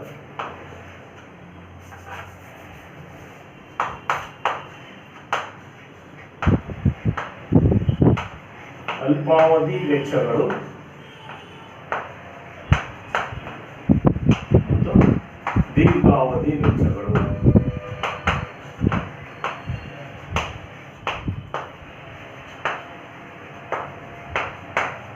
ಅಂದ್ರೆ ಈ ವೆಚ್ಚಗಳನ್ನ ಮಾಡುವಂತಹ ಕಾಲದ ಮೇಲೆ, ಅವಧಿಯ ಮೇಲೆ ಇದನ್ನ ವಿಂಗಡಿಸಲಾಗಿದೆ. ಅಲ್ಪಾವಧಿ ವೆಚ್ಚ ಅಂದ್ರೆ ಅದರ ಹೆಸರು ಹೇಳುವಾಗ ಅಲ್ಪಾವಧಿ, ಅವಧಿ ಕಡಿಮೆ ಇರುತ್ತೆ. ಅಂದ್ರೆ ಕಡಿಮೆ ಅಂದ್ರೆ ಎಷ್ಟು? ಒಂದು ದಿವಸ ಪ್ರತಿನಿತ್ಯ ಖರ್ಚು ಮಾಡ್ಬೋದು, ಅಥವಾ ತಿಂಗಳಿಗೊಮ್ಮೆ ಖರ್ಚು ಮಾಡ್ಬೋದು, ಅಥವಾ ವರ್ಷಕ್ಕೊಂದ್ಸಲ ಖರ್ಚು ಮಾಡ್ಬೋದು. ಕಡಿಮೆ ಅವಧಿಯಲ್ಲಿ ಮಾಡುವಂತ ವೆಚ್ಚಗಳನ್ನು ಅಲ್ಪಾವಧಿ ವೆಚ್ಚಗಳು. ಈಗ ಉತ್ಪಾದನಾಂಗಗಳು ಅಂದ್ರೆ ಯಾವುದು ಅಂತ ಹಿಂದೆ ತಿಳ್ಕೊಂಡಿದ್ದೀರಿ, ಭೂಮಿ, ಶ್ರಮ, ಬಂಡವಾಳ ಮತ್ತು ಸಂಘಟನೆ. ಅಲ್ಪಾವಧಿಯಲ್ಲಿ ಅಂದ್ರೆ ಪ್ರತಿನಿತ್ಯ ಮಾಡುವಂತ ಖರ್ಚು. ಉತ್ಪಾದನಾಂಗ ಒಂದು ಉದ್ಯಮ ಘಟಕ ಮಾಡುವಂತ ಉಪಯೋಗಿಸುವಂತ ಉತ್ಪಾದನಾಂಗಗಳು ಅಂದ್ರೆ ನಿಮ್ಗೆ ಗೊತ್ತೇ, ಭೂಮಿ, ಶ್ರಮ, ಬಂಡವಾಳ ಮತ್ತು ಸಂಘಟನೆ. ಭೂಮಿಯನ್ನೇನು ಪ್ರತಿನಿತ್ಯ ಏನು ಬದಲಾಯಿಸಕ್ಕಾಗಲ್ಲ. ಅಥವಾ ಒಬ್ಬ ರೈತ 1 ಎಕರೆ ಅಥವಾ 5 ಎಕರೆ ಗದ್ದೆ ಇರುತ್ತೆ, 5 ಎಕರೆ ಜಮೀನು ಇರುತ್ತೆ, 5 ಎಕರೆನ ಪ್ರತಿನಿತ್ಯ ಇವತ್ತು 5 ಎಕರೆ, ನಾಳೆ 6 ಎಕರೆ, ನಾಳೆ 7 ಎಕರೆ, ಆ ರೀತಿ ಬದಲಾಯಿಸಕ್ಕಾಗಲ್ಲ. ಅಥವಾ ಒಬ್ಬ ಕೈಗಾರಿಕೋದ್ಯಮಿನೇ ತನಗಿರುವಂತ ಕೈಗಾರಿಕೆಯನ್ನ ಇವತ್ತು 1 ಕೈಗಾರಿಕೆ, ನಾಳೆ 2 ಕೈಗಾರಿಕೆ ಘಟಕಗಳು, 3ನೇದು 4ನೇದು ಅಂತ ಪ್ರತಿನಿತ್ಯ ಅಥವಾ ಪ್ರತಿ ತಿಂಗಳಿಗೊಮ್ಮೆ ಚೇಂಜ್ ಮಾಡೋಕ್ಕಾಗಲ್ಲ, ಬದಲಾವಣೆ ಮಾಡೋಕ್ಕಾಗಲ್ಲ. ಯಾವುದನ್ನ ಬದಲಾಯಿಸಬಹುದು?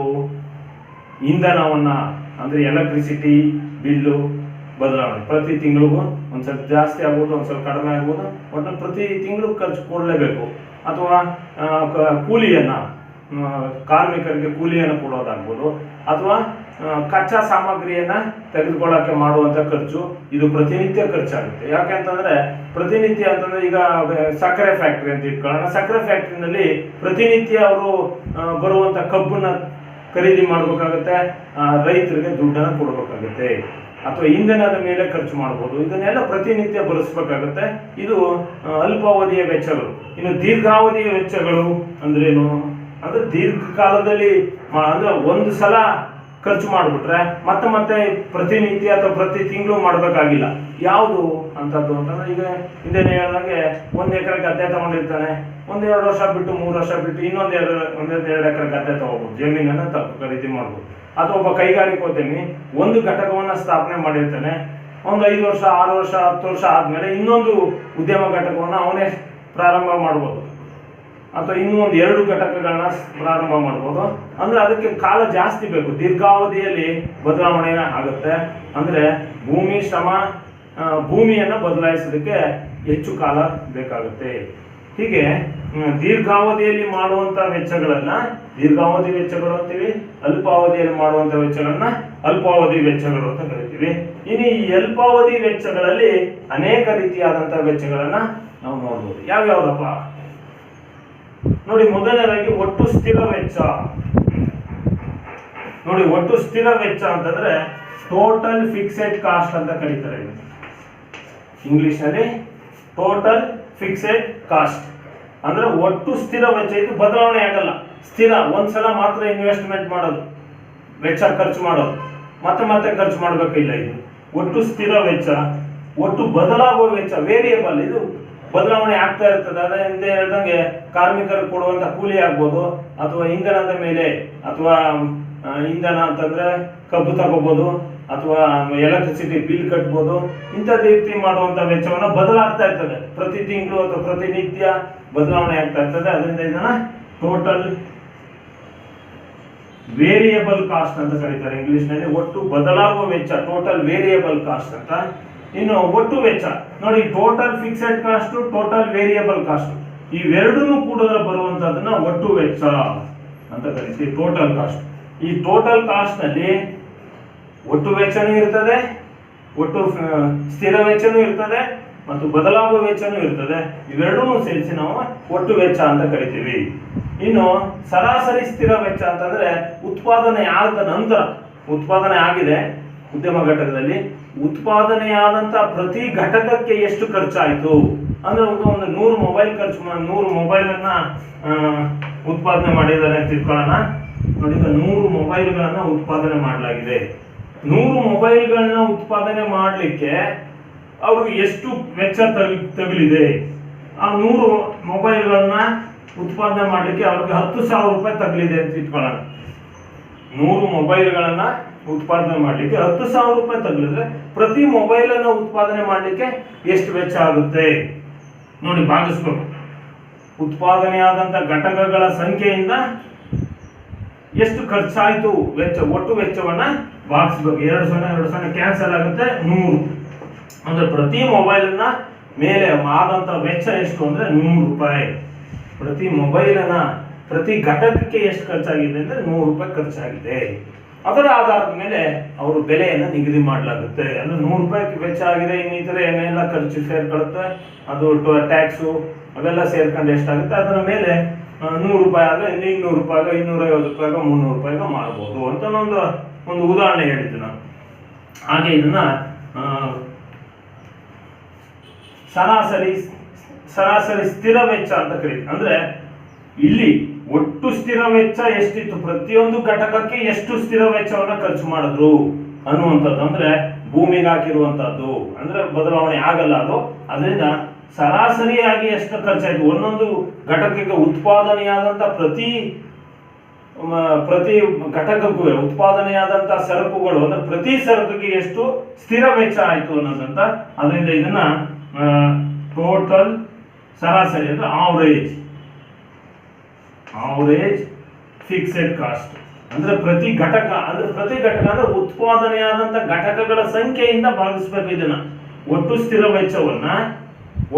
ವೆಚ್ಚವನ್ನ ಉತ್ಪಾದನೆಯಾದಂತ ಘಟಕಗಳ ಸಂಖ್ಯೆಯಿಂದ ಭಾಗಿಸಿದಾಗ ಒಟ್ಟು ಸರಾಸರಿ ಸ್ಥಿರ ವೆಚ್ಚ ಗೊತ್ತಾಗುತ್ತೆ. ಹಾಗೆ ನೋಡಿ, ಈಗ ಸರಾಸರಿ ಬದಲಾಗುವ ವೆಚ್ಚ ಅಂದ್ರೆ ಆವರೇಜ್ ವೇರಿಯಬಲ್ ಕಾಸ್ಟ್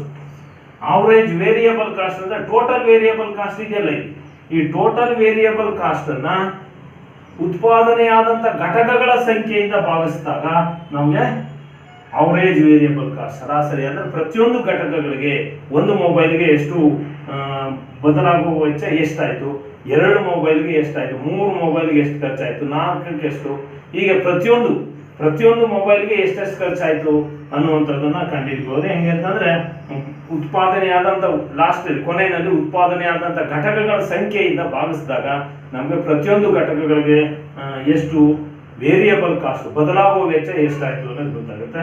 ಹಾಗೆ ಟೋಟಲ್ ವೇರಿಯಬಲ್ ಕಾಸ್ಟ್ ಸರಾಸರಿ ವೆಚ್ಚ, ಇದು ಅವರೇಜ್ ಕಾಸ್ಟ್.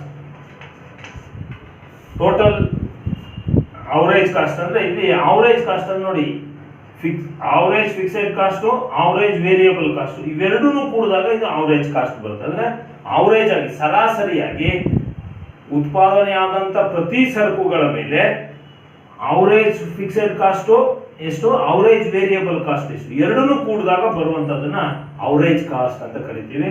ಇದಕ್ಕೆ ನಾವು ಇವೆರಡನ್ನು ಸಂಕಲನ ಮಾಡೋದ್ರಿಂದ average fixed cost, average variable cost ಎರಡನ್ನೂ ಸಂಕಲನ ಅಂದ್ರೆ ಕೂಡುವುದರಿಂದ, ಇವೆರಡನ್ನು ಕೂಡೋದ್ರಿಂದ ನಾವು ಇದನ್ನ ಪಡಿಬಹುದು. ಇನ್ನು ಸೀಮಾಂತ ವೆಚ್ಚ ಮಾರ್ಜಿನಲ್ ಕಾಸ್ಟ್ ಅಂತ ಕರೀತಾರೆ. ಇದನ್ನ ಮಾರ್ಜಿನಲ್ ಕಾಸ್ಟ್, ಸೀಮಾಂತ ಅಂತ ಅಂಚಿನ ವೆಚ್ಚ ಅಂತಂದ್ರೆ ಪ್ರತಿಯೊಂದು ಹೆಚ್ಚುವರಿ ಘಟಕಕ್ಕೆ ಪ್ರತಿಯೊಂದು ಹಂತದಲ್ಲೂ ಹೆಚ್ಚಾಗ್ತಾ ಹೋಗುತ್ತೆ. 1 ಮೊಬೈಲು, 2 ಮೊಬೈಲು, 3 ಮೊಬೈಲು ಅಥವಾ ಜಾಸ್ತಿ ಆದ 100 ಮೊಬೈಲ್ ಉತ್ಪಾದನೆ ಆಗಿರುತ್ತೆ. 101ನೇ ಮೊಬೈಲ್ಗೆ ಸರಾಸರಿ ವೆಚ್ಚ ಎಷ್ಟಾಯ್ತು, 101ನೇ ಮೊಬೈಲ್ಗೆ ಎಷ್ಟು ಖರ್ಚಾಗಿದೆ, 102ನೇ ಮೊಬೈಲ್ಗೆ ಎಷ್ಟು ವೆಚ್ಚ ಆಯ್ತು, 103ನೇ ಮೊಬೈಲ್ಗೆ ಎಷ್ಟು, ಹಾಗೆ 150ನೇ ಮೊಬೈಲ್ಗೆ ಎಷ್ಟಾಯ್ತು. ಅಂದ್ರೆ ಈ ವೆಚ್ಚ ಮಾರ್ಜಿನಲ್ ಕಾಸ್ಟ್ ಹೋಗ್ತಾ ಕಡಿಮೆ ಆಗ್ಬೇಕು. ಯಾಕಂದ್ರೆ ವೆಚ್ಚ ಹೋಗ್ತಾ ಕಡಿಮೆ ಆಗುತ್ತೆ, ಮಾರ್ಜಿನಲ್ ಕಾಸ್ಟ್ ಕಡಿಮೆ ಆಗ್ತಾ ಹೋಗುತ್ತೆ. ಅದರಿಂದ ಮಾರ್ಜಿನಲ್ ಕಾಸ್ಟ್ ಕಡಿಮೆ ಆಗ್ತಾ ಇದೆಯಾ ಅಂತ ನೋಡ್ಲಿಕ್ಕೆ ಇದು ಸಹಕಾರಿಯಾಗುತ್ತೆ. ಅದರಿಂದ ಮಾರ್ಜಿನಲ್ ಕಾಸ್ಟ್ ಅಂದ್ರೆ ಪ್ರತಿಯೊಂದು ಹೆಚ್ಚುವರಿ ಘಟಕದ ಉತ್ಪಾದನೆಗೆ ಎಷ್ಟು ತಗಲುತ್ತೆ ಅಂತ. ಅಂದ್ರೆ ಇದನ್ನು ಕಂಡುಹಿಡಿಯೋದಕ್ಕೆ ಹಿಂದೆ ಎಷ್ಟಿತ್ತು, ಈಗ 25ನೇ ಮೊಬೈಲ್ ಉತ್ಪಾದನೆ ಮಾಡಲಾಗಿದೆ, 25ನೇ ಮೊಬೈಲ್ಗೆ ಎಷ್ಟು ವೆಚ್ಚ ಮಾಡಿದೀವಿ ಅಂತ ಬೇಕಾದ್ರೆ 24ನೇ ಮೊಬೈಲ್ ತನಕ ಎಷ್ಟು ವೆಚ್ಚ ಆಗಿದೆ ಅದನ್ನ ಕಳೆದ್ರೆ 25ನೇ ಮೊಬೈಲ್ಗೆ ಎಷ್ಟು ವೆಚ್ಚ ಅನ್ನೋದು ಗೊತ್ತಾಗುತ್ತೆ. ಇದನ್ನ ತಿಳ್ಕೊಳ್ಳಿಕ್ಕೆ ಕೆಲವು ಲೆಕ್ಕಗಳಿದೆ.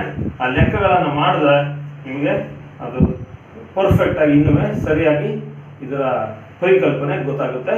ಒಂದೆರಡು ಲೆಕ್ಕವನ್ನ ಮಾಡೋಣ, ತಿಳ್ಕೊಳ್ಳೋಣ.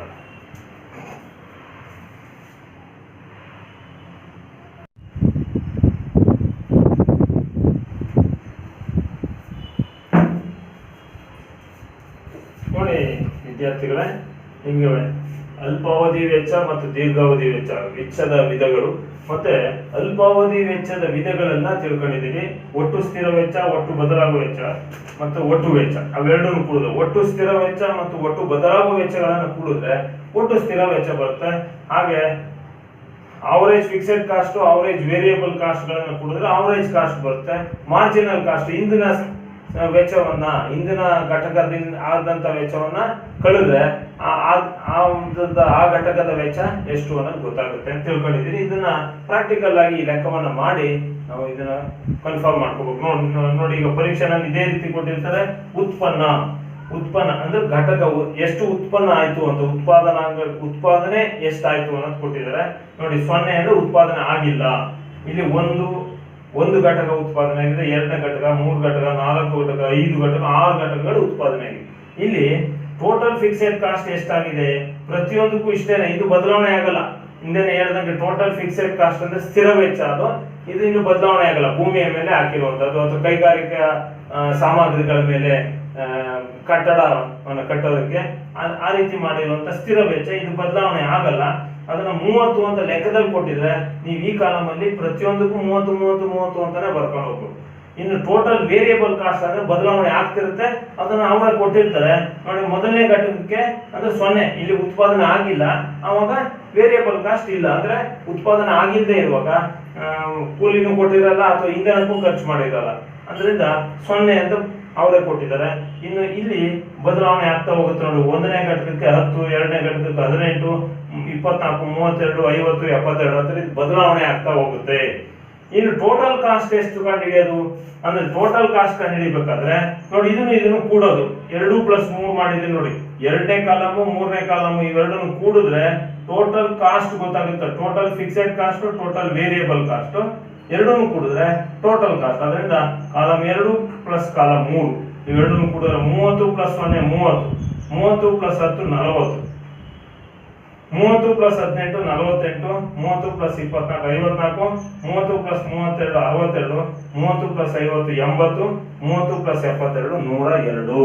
ಇದು 4ನೇ ಕಾಲಮ್ ಟೋಟಲ್ ಕಾಸ್ಟ್ ಕಂಡುಹಿಡಿದಿದ್ದಾರೆ. ಇನ್ನು average fixed cost, average variable cost, average cost, ಈ 3 ಕಾಲಮ್ ಕಂಡುಹಿಡಿಯಬಹುದು. ಹೇಗೆ?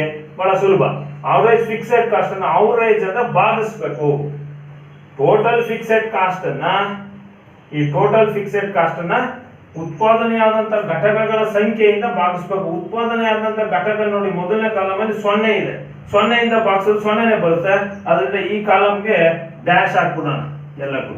ಇನ್ನು ಇಲ್ಲಿ ಬದಲಾವಣೆ ಆಗುತ್ತೆ. ನೋಡಿ ಇಲ್ಲಿ 5ನೇ ಕಾಲಮ್ಗೆ 2 / 1 ಅಂದ್ರೆ 2ನೇ ಕಾಲಮ್ನ 1ನೇ ಕಾಲಮ್ ಇಂದ ಭಾಗಿಸಬೇಕು.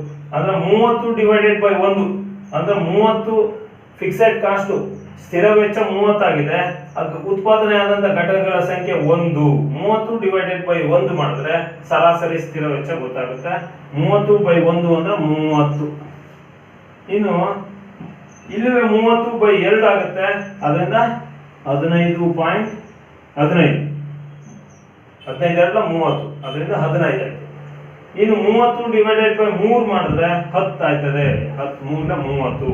ಇನ್ನು 30 / 4, 30ನ 4ರಿಂದ ಭಾಗಿಸಿದ್ರೆ 30ರ ಅರ್ಧ 15, 15ರ ಅರ್ಧ 7.5, ಅದರಿಂದ 7.5 ಇದಕ್ಕೆ.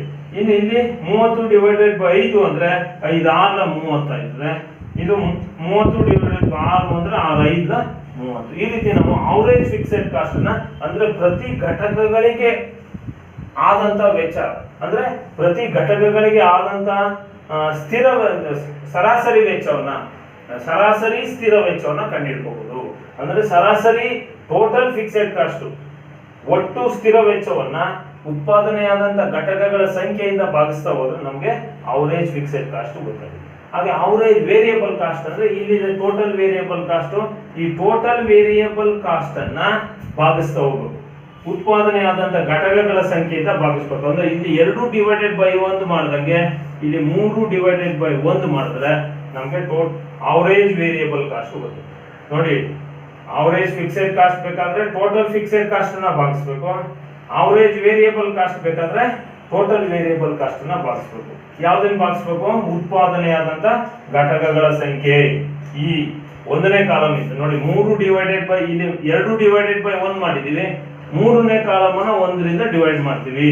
ಅಂದ್ರೆ ನೋಡಿ ಇಲ್ಲಿ ಈಗ 30ನ 0 ಬಾಕ್ಸ್ 0ನೇ ಬರುತ್ತೆ, 0ಇಂದ ಬಾಕ್ಸ್ 0ನೇ ಬರುತ್ತೆ, ಅದರಿಂದ ಡ್ಯಾಶ್ ಹಾಕಿದ್ದೀವಿ. ಇನ್ನು ಇದು 30 ಇದು ಸಾರಿ ಟೋಟಲ್ ವೇರಿಯಬಲ್ ಕಾಸ್ಟ್ 10 / 1. 10 / 1 ಎಷ್ಟಾಗುತ್ತೆ? 10. ಮತ್ತೆ 18 / 2, 18 / 2 9 ಆಯ್ತು. 24 / 3 ಅರ್ಥ ಆಗ್ತಾ ಇದೆಯಾ? ನೋಡಿ 24 ಅಂದ್ರೆ ಟೋಟಲ್ ವೇರಿಯಬಲ್ ಕಾಸ್ಟ್ 24, ಉತ್ಪಾದನೆಯಾದ ಘಟಕಗಳ ಸಂಖ್ಯೆ 3ರಿಂದ ಇದನ್ನು ಭಾಗಿಸಬೇಕು. 24 ಡಿವೈಡೆಡ್ ಬೈ 3 3 ಇಂಟ್ಲ 24, 32 ಬೈ 4 4 ಇಂಟ್ಲ 32, ಮತ್ತೆ 50 ಡಿವೈಡೆಡ್ ಬೈ 5 10 ಆಗುತ್ತೆ. 72 ಬೈ 6 72 ಬೈ 6 ಮಾಡಿದ್ರೆ 6 1 6 1 ಉಳಿತು 12 ಆಯ್ತು, 6 7 12 ಅಲ್ಲಿಗೆ 12 ಆಯ್ತು. ಇದು ಅವರೇಜ್ ವೇರಿಯಬಲ್. ಅವರೇಜ್ ಕಾಸ್ಟ್ ಬೇಕಾದ್ರೆ ಇದು ಸುಲಭ. ಇನ್ನೂ ನೋಡಿ, total fixed cost, total variable cost ಇವೆರಡನ್ನು ಕೂಡಿದ್ರೆ ಅಂದ್ರೆ 2ನೇ ಕಾಲಮ್ 3ನೇ ಕಾಲಮ್ ಕೂಡಿದಾಗ ಟೋಟಲ್ ಕಾಸ್ಟ್ ಬಂದಂಗೆ average fixed cost, average variable cost ಇವೆರಡು ಕಾಲಮ್ಗಳನ್ನ ಕೂಡಿದ್ರೆ ಅವರೇಜ್ ಕಾಸ್ಟ್ ಬರುತ್ತೆ. ಅಂದ್ರೆ 5ನೇ ಕಾಲಮ್ ಪ್ಲಸ್ 6ನೇ ಕಾಲಮ್ ಅಲ್ಲಿ ಇದನ್ನ ಕೂಡಬೇಕು. ಅಂದ್ರೆ AC equals AFC plus ABC. AC average ಒಟ್ಟು ಅವರೇಜ್ ಕಾಸ್ಟ್ ಎಷ್ಟಪ್ಪ ಅಂದ್ರೆ average fixed cost, average variable cost ಎರಡನ್ನು ಕೂಡೋದು. ಅಂದ್ರೆ ಇವೆರಡನ್ನು ಕೂಡೋದು ಅಷ್ಟೇ. ಇಲ್ಲ ಇದೆ ನೋಡಿ, 30 ಪ್ಲಸ್ 10 40 ಮತ್ತು 15 plus 9 24, 10 plus 3 13, 2.5 plus 8 15.5, 10 plus 6 16, 12 plus 5 12 5 17. ಈ ರೀತಿ ನಾವು ಈ ಕಾಲಮ್ಗಳನ್ನ ಫಿಲ್ ಅಪ್. ಇನ್ನು ಮಾರ್ಜಿನಲ್ ಕಾಸ್ಟ್, ಸೀಮಾಂತ ಉತ್ಪನ್ನ, ಸೀಮಾಂತ ವೆಚ್ಚವನ್ನ ಹೇಗೆ ಕಂಡುಹಿಡಿಯೋದು? ಮಾರ್ಜಿನಲ್ ಕಾಸ್ಟ್ ನ ಇದಕ್ಕೆ ಸೂತ್ರ ಏನಪ್ಪಾ ಅಂದ್ರೆ ಹಿಂದೆ ಹೇಳಿದ್ದೆ. ಮಾರ್ಜಿನಲ್ ಕಾಸ್ಟ್ ಅಂದ್ರೆ ಅಂಚಿನ ವೆಚ್ಚ, ಕೊನೆಯದಾಗಿ ನಮ್ಗೆ ಎಷ್ಟೇನು ಬೇಕು ಅಂತಂದ್ರೆ ಅದನ್ನ ಅದ್ರ ಹಿಂದಿನ ವೆಚ್ಚವನ್ನ ಕಳಿಬೇಕು. ಅದಕ್ಕೆ ಸೂತ್ರ ಏನು ಹಿಂದೆ ಹೇಳಿದ್ನಲ್ಲ, marginal cost is equal to TCN, total cost TCN minus TCN minus 1. TCN ಅಂದ್ರೆ total cost of N, total cost of N minus 1.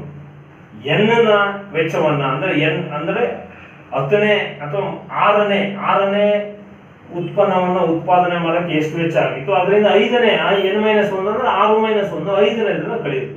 ಅಥವಾ 4 ಮೈನಸ್ 3 5ನೇದು ಮೈನಸ್ 4, ಹೀಗೆ ಅದ್ರ ಹಿಂದಿನ ವೆಚ್ಚವನ್ನ ಕಳೆದ್ರೆ ನಮಗೆ ಮಾರ್ಜಿನಲ್ ಕಾಸ್ಟ್ ಗೊತ್ತಾಗುತ್ತೆ. ಈಗ ನಾವು ಇದು ಮಾಡೋಣ. ಈಗ ಇದಕ್ಕೆ ಮಾರ್ಜಿನಲ್ ಕಾಸ್ಟ್ ಎಷ್ಟು ನೋಡಿ. ಈಗ ಈ ಮೊದಲನೇ ಕಾಲಮ್ಗೆ ಡ್ಯಾಶ್ ಹಾಕ್ಬಿಟ್ಟಿದ್ದೀನಿ, ಅಲ್ಲಿ ಬರಲ್ಲ. ಇಲ್ಲಿಂದ ನೋಡೋಣ. ಟೋಟಲ್ ಕಾಸ್ಟ್ TCN ನೋಡಿ, ಇಲ್ಲಿ ಬರುತ್ತೆ 40. ಇಲ್ಲಿ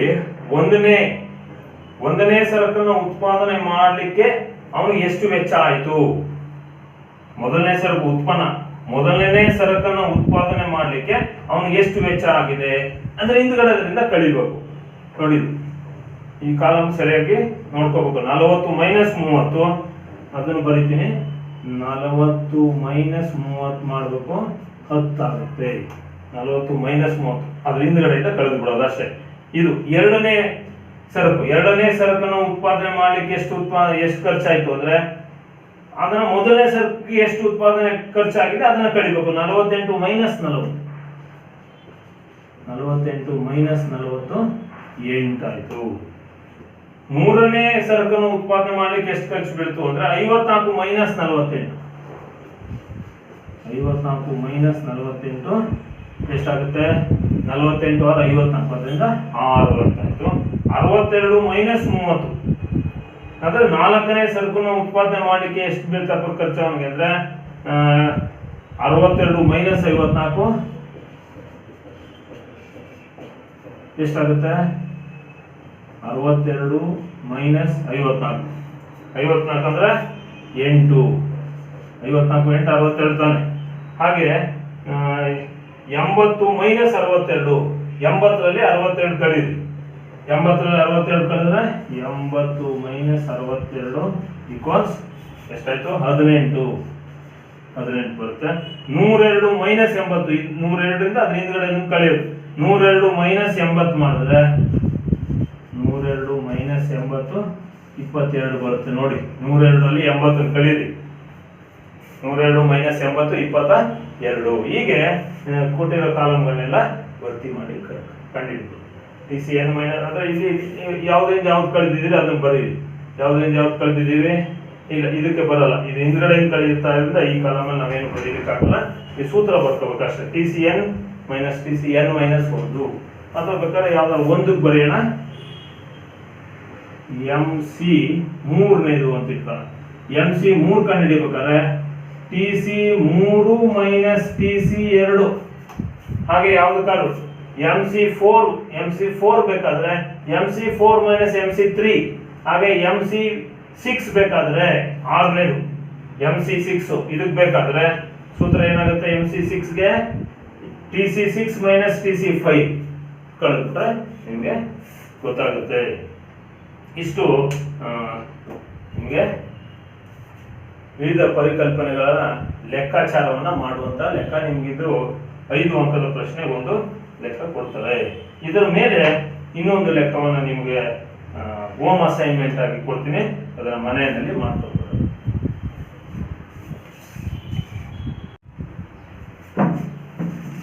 ನೋಡಿ ಇಲ್ಲಿ 3ನೇ ಕಾಲಮು ಡಿವೈಡೆಡ್ ಬೈ 1ನೇ ಕಾಲಮ್ ಮಾಡಿದಾಗ ನೋಡ್ಕೊಳ್ಳಿ, ಇದು 30/3ನೇ ಕಾಲಮ್ ಅಂದ್ರೆ ಇದು 10/1 10, 18/2 9, 24/3 24/3 ಮಾಡಿದ್ರೆ 3 8 24 ಆಗುತ್ತೆ ಅಲ್ವಾ. ಇದೊಂದು ಮಿಸ್ಟೇಕ್ ಆಗಿದೆ, ಸರಿ ಮಾಡ್ಕೊಳ್ಳಿ. 24/3 ಮಾಡಿದ್ರೆ 8,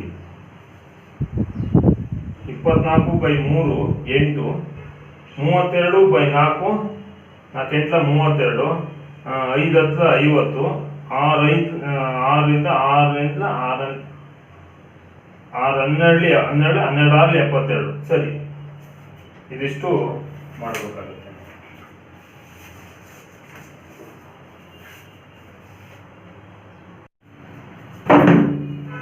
ವಿದ್ಯಾರ್ಥಿಗಳೇ, ಈಗ ವಿವಿಧ ರೀತಿಯ ವೆಚ್ಚಗಳು, ಅಲ್ಪಾವಧಿ ವೆಚ್ಚದ ವಿಧಗಳನ್ನು ತಿಳ್ಕೊಂಡ್ರೆ ಮತ್ತು ಅಲ್ಪಾವಧಿ ವೆಚ್ಚಗಳನ್ನು ಕಂಡುಹಿಡಿಯುವಂಥ ವಿಧಾನ ಹೇಗೆ ಕಂಡುಹಿಡಿಯಬಹುದು ಅನ್ನುವಂಥ ಒಂದು ಲೆಕ್ಕವನ್ನು ತಿಳ್ಕೊಂಡ್ರೆ, ಅದೇ ರೀತಿ ಮತ್ತೊಂದು ಲೆಕ್ಕ ಇದೆ ನೋಡಿ. ಇಲ್ಲಿ ಹೋಮ್ ಅಸೈನ್ಮೆಂಟ್ ಕೊಟ್ಟಿದ್ದೀನಿ, ನೀವೇ ಮಾಡಬೇಕು, ಇದನ್ನು ನೀವೇ ಪ್ರಯತ್ನ ಮಾಡಿ. ಇದೇನಿಲ್ಲ ಅಂದ್ರೆ ಅಲ್ಲಿ ಟೋಟಲ್ ಕಾಸ್ಟು, ವಿವಿಧ ರೀತಿಯ ವೆಚ್ಚಕ್ಕೆ ಸಂಬಂಧಪಟ್ಟ ಸಮಸ್ಯೆ ಅದು. ಇದು product total production, marginal production, average production ಅಂತ. ಅಲ್ಲಿಗೆ ವೆಚ್ಚ ಇತ್ತು, ಇಲ್ಲಿ ಉತ್ಪಾದನೆ ಇದೆ ಅಷ್ಟೇನೆ. ಎರಡು ಸ್ವಲ್ಪ ಅದೇ ರೀತಿ ಲೆಕ್ಕ ನೋಡಿ. ಟೋಟಲ್ ಪ್ರೊಡಕ್ಷನ್ ಕೊಟ್ಟಿದ್ದಾರೆ ಅಂದ್ರೆ ಫ್ಯಾಕ್ಟರ್ 1 ಅಂತಂದ್ರೆ ಯಾವುದೋ ಒಂದು ಉತ್ಪಾದನೆಯಾದಂತ ಉತ್ಪಾದನಾಂಗವನ್ನು, ಯಾವುದೋ ಒಂದು ಉತ್ಪಾದನಾಂಗವನ್ನ ಹೆಚ್ಚಿಸ್ತಾ ಹೋದಂತೆಲ್ಲ ಉತ್ಪಾದನೆ ಜಾಸ್ತಿ ಆಗ್ತಾ ಹೋಗುತ್ತೆ. ಎಷ್ಟೆಷ್ಟು ಜಾಸ್ತಿ ಆಗುತ್ತೆ ಅನ್ನೋದು ಕೊಟ್ಟಿದ್ದಾರೆ. ಟೋಟಲ್ ಪ್ರೊಡಕ್ಷನ್ ಎಷ್ಟು ಜಾಸ್ತಿ ಆಯ್ತು, ಮಾರ್ಜಿನಲ್ ಪ್ರೊಡಕ್ಷನ್ ಎಷ್ಟು, ಮತ್ತೆ ಅವರೇಜ್ ಪ್ರೊಡಕ್ಷನ್ ಅನ್ನ ಇರುವಂತ ಒಂದು ಕೋಷ್ಟಕವನ್ನು ಕೊಟ್ಟಿದ್ದಾರೆ. ಇದರ ಸಹಾಯದಿಂದ ಇಲ್ಲಿ ಬಿಟ್ಟಿರುವಂತ ಜಾಗವನ್ನ ಭರ್ತಿ ಮಾಡ್ಬೇಕು ಅಷ್ಟೇ. ನೀವು ಇಲ್ಲ ಉಳಿದದ್ದೆಲ್ಲ ಅವರೇ ಕೊಟ್ಟಿದ್ದಾರೆ. ಈಗ ನೋಡಿ, ಫ್ಯಾಕ್ಟರ್ 1 ಅಂತಂದ್ರೆ ಯಾವ್ದೋ ಒಂದು ಉತ್ಪಾದನಾಂಗ 0 ಇದ್ದಾಗ ಟೋಟಲ್ ಪ್ರೊಡಕ್ಷನ್ 0 ಎಲ್ಲ 0 ಇದೆ. 1 ಇದ್ದಾಗ 10 ಆಗಿದೆ, ಟೋಟಲ್ ಪ್ರೊಡಕ್ಷನ್ 10 ಆಯ್ತು. ಮಾರ್ಜಿನಲ್ ಪ್ರೊಡಕ್ಷನ್ ಎಷ್ಟು, ಟೋಟಲ್ ಪ್ರೊಡಕ್ಷನ್ 24 ಆದಾಗ, ಎರಡನೇ ಘಟಕದಲ್ಲಿ 24 ಇದ್ದಾಗ ಮಾರ್ಜಿನಲ್ ಪ್ರೊಡಕ್ಷನ್ ಎಷ್ಟು. ಹಾಗೆ ನೋಡಿ, ಇಲ್ಲಿ 4ನೇ ಫ್ಯಾಕ್ಟರ್ 4 ಆದಾಗ ಟೋಟಲ್ ಪ್ರೊಡಕ್ಷನ್, ಒಟ್ಟು ಉತ್ಪಾದನೆ ಎಷ್ಟು, ಇದೆಷ್ಟು ಅಂತ ಕಂಡುಹಿಡಿಯುವುದು. ಕೊಡೋದು ಕಲಿಯೋದು ಅಷ್ಟೇ, ಇನ್ನೇನಿಲ್ಲ. ಇಲ್ಲಿ ನೋಡಿ, ಟೋಟಲ್ ಪ್ರೊಡಕ್ಷನ್ ಅಂತಂದ್ರೆ ಈಗ 10 ಬಂತು. ಇಲ್ಲಿ ಒಟ್ಟು ಉತ್ಪಾದನೆ 10 ಆಗ್ಬೇಕಾದ್ರೆ ಮೊದಲನೇ ಘಟಕದಲ್ಲಿ ಅದ್ರ ಹಿಂದೆ ಎಷ್ಟಿತ್ತು ಅದನ್ನ ಕಳಿಯೋದು ಅಷ್ಟೇ. ನಾನು ಒಂದು ಸಣ್ಣ ಕ್ಲೂ ಕೊಡ್ತೀನಿ, ನೀವೇ ಮಾಡ್ಬೇಕು ಇದನ್ನ. ಇದೊಂದು 2 ಲೈನ್ ನಾನು ಮಾಡಿರ್ತೀನಿ ನೋಡಿ. 10 - 0 ಮಾಡಿದ್ರೆ 10 ಬಂತು. ಟೋಟಲ್ ಪ್ರೊಡಕ್ಷನ್ ಒಂದು ಘಟಕಕ್ಕೆ 10, ಅದ್ರ ಹಿಂದಿನ ಘಟಕದಲ್ಲಿ ಏನೂ ಇರ್ಲಿಲ್ಲ, ಅದರಿಂದ 10 - 0 10 ಆಗುತ್ತೆ. ಎರಡನೇ ಘಟಕದಲ್ಲಿ 24 ಉತ್ಪಾದನೆ 20, ಒಟ್ಟು ಉತ್ಪಾದನೆ 24 ಆಗಿದೆ. ಅದ್ರ ಒಂದೇ ಘಟಕದಲ್ಲಿ ಎಷ್ಟಿತ್ತು ಉತ್ಪಾದನೆ, ಅದರಿಂದ ಕಳಿಬೇಕು. 24 ಇಲ್ಲಿ 10 ಕಳೆದ್ರೆ 14 ಬರ್ತದೆ. ಅದರಿಂದ ಟೋಟಲ್ ಪ್ರೊಡಕ್ಷನ್, ಮಾರ್ಜಿನಲ್ ಪ್ರೊಡಕ್ಷನ್ 10 ಮತ್ತು 14 ಆಯ್ತು ನೋಡಿ. ಹಾಗೆ ಈಗ ನೋಡಿ, ಟೋಟಲ್ ಪ್ರೊಡಕ್ಷನ್ 24 ಇದೆ. 24 ಮತ್ತೆ ಟೋಟಲ್ ಪ್ರೊಡಕ್ಷನ್ 40, ಒಟ್ಟು ಉತ್ಪಾದನೆ 40, ಮಾರ್ಜಿನಲ್ ಪ್ರೊಡಕ್ಷನ್ 16. 24 14 ಕೂಡಿ ಟೋಟಲ್ ಪ್ರೊಡಕ್ಷನ್ 24 ಇದೆ. ಮಾರ್ಜಿನಲ್ ಪ್ರೊಡಕ್ಷನ್ ಮೂರನೇ ಘಟಕದಿಂದ 16 ಉತ್ಪಾದನೆ ಆಗಿದೆ, 16 ಘಟಕ. ಅದರಿಂದ 24 ಎರಡನೇ ಘಟಕದಿಂದ ಆದಂತ ಉತ್ಪಾದನೆ ಮತ್ತೆ ಮೂರನೇ ಘಟಕದಿಂದ ಉತ್ಪಾದನೆ ಇವೆರಡನ್ನು ಕೂಡಿದ್ರೆ ನೋಡಿ ಕಾಲಮ್ ಬರ್ತದೆ ಅಲ್ವಾ. 24 ಪ್ಲಸ್ 14 ಹಾಗೆ ನೋಡಿ ಇದನ್ನು ಕೂಡಿದ್ರೆ 10 ಪ್ಲಸ್ 14 ಕೂಡಿದ್ರೆ 24, 0 ಪ್ಲಸ್ 10 ಕೂಡಿದ್ರೆ ಇದು ಬಂತು. ಹಾಗೆ ಟೋಟಲ್ ಪ್ರೊಡಕ್ಷನ್ಗೆ ಮಾರ್ಜಿನಲ್ ಪ್ರೊಡಕ್ಷನ್ ಅನ್ನ ಕೂಡಿದ್ರೆ ಆವತ್ತನ ಒಟ್ಟು ಉತ್ಪಾದನೆ ಬರ್ತದೆ. ಇದನ್ನು ಕೂಡಿದ್ರೆ ಇದು ಬಂತು. ಹಾಗೆ ಇದನ್ನು ಕೂಡಿಸಿ ಇಲ್ಲಿ ಬರ್ತದೆ. ಹಾಗೆ ಇಲ್ಲಿರೋದನ್ನ ಇದನ್ನು ಕೂಡಿ ಇದು ಬರ್ತದೆ. ಹಾಗೆ ಇದನ್ನು ಕೂಡಿದ್ರೆ ಇದು ಬರ್ತದೆ. ಹಾಗೆ ನೋಡಿ ಇದನ್ನು ಕಂಡಿದ್ದೀವಿ. ಅವರೇಜ್ ಪ್ರೊಡಕ್ಷನ್ ಬಾಕ್ಸ್ ಅದು ನೋಡಿ ಇಲ್ಲಿ ಒಂದು ಟೋಟಲ್ ಒಟ್ಟು ಉತ್ಪಾದನೆಯನ್ನ ಉತ್ಪಾದನಾಂಗಗಳ ಸಂಖ್ಯೆ ಘಟಕಗಳ ಸಂಖ್ಯೆಯಿಂದ ಬಾಕ್ಸಿದ್ರೆ 10/1 10, 24/2 12, 40/3 13.33. ಹಾಗೆ ಇಲ್ಲಿರೋ ಸಂಖ್ಯೆಯಿಂದ 4ರಿಂದ ಇದನ್ನ ಬಾಕ್ಸಿ ಈ ಸಂಖ್ಯೆ ಎಷ್ಟು ಅಂತ ಗೊತ್ತಾಗುತ್ತೆ ಇದು. ಹಾಗೆ 5ರಿಂದ ನೋಡಿ ಇಲ್ಲಿ ಬಂದಿರೋ ಸಂಖ್ಯೆಯನ್ನ ಬಾಕ್ಸಿದ್ರೆ ಆ ಸಂಖ್ಯೆ ಅಲ್ಲೇ ಇದೆ ಕನ್ಫರ್ಮ್ ಆಗುತ್ತೆ ನಿಮಗೆ. ಆ ರೀತಿ ಮಾಡ್ಕೊಂಡು ಹೋಗ್ಬೇಕು. ಇದಿಷ್ಟು ಪ್ರಯತ್ನ ಪಡಿ. ಇದು ಪರೀಕ್ಷೆಗೆ ಬರುವಂತ ಲೆಕ್ಕ. ಇದಲ್ಲದೆ ಇನ್ನೂ ಅನೇಕ ಲೆಕ್ಕಗಳು ಇದೇ ತರ ಇರ್ತವೆ. ಕ್ವಶನ್ ಪೇಪರ್ ಹಿಂದಿನ ವರ್ಷದ ಎಕ್ಸಾಮ್ ಪೇಪರ್ಸ್ ತಗೊಂಡು ಸಾಲ್ವ್ ಮಾಡಿ ಗೊತ್ತಾಗಲಿಲ್ಲ ಅಂದ್ರೆ ನೆಕ್ಸ್ಟ್ ಕ್ಲಾಸಲ್ಲಿ ಹೇಳ್ತೀನಿ. Thank you.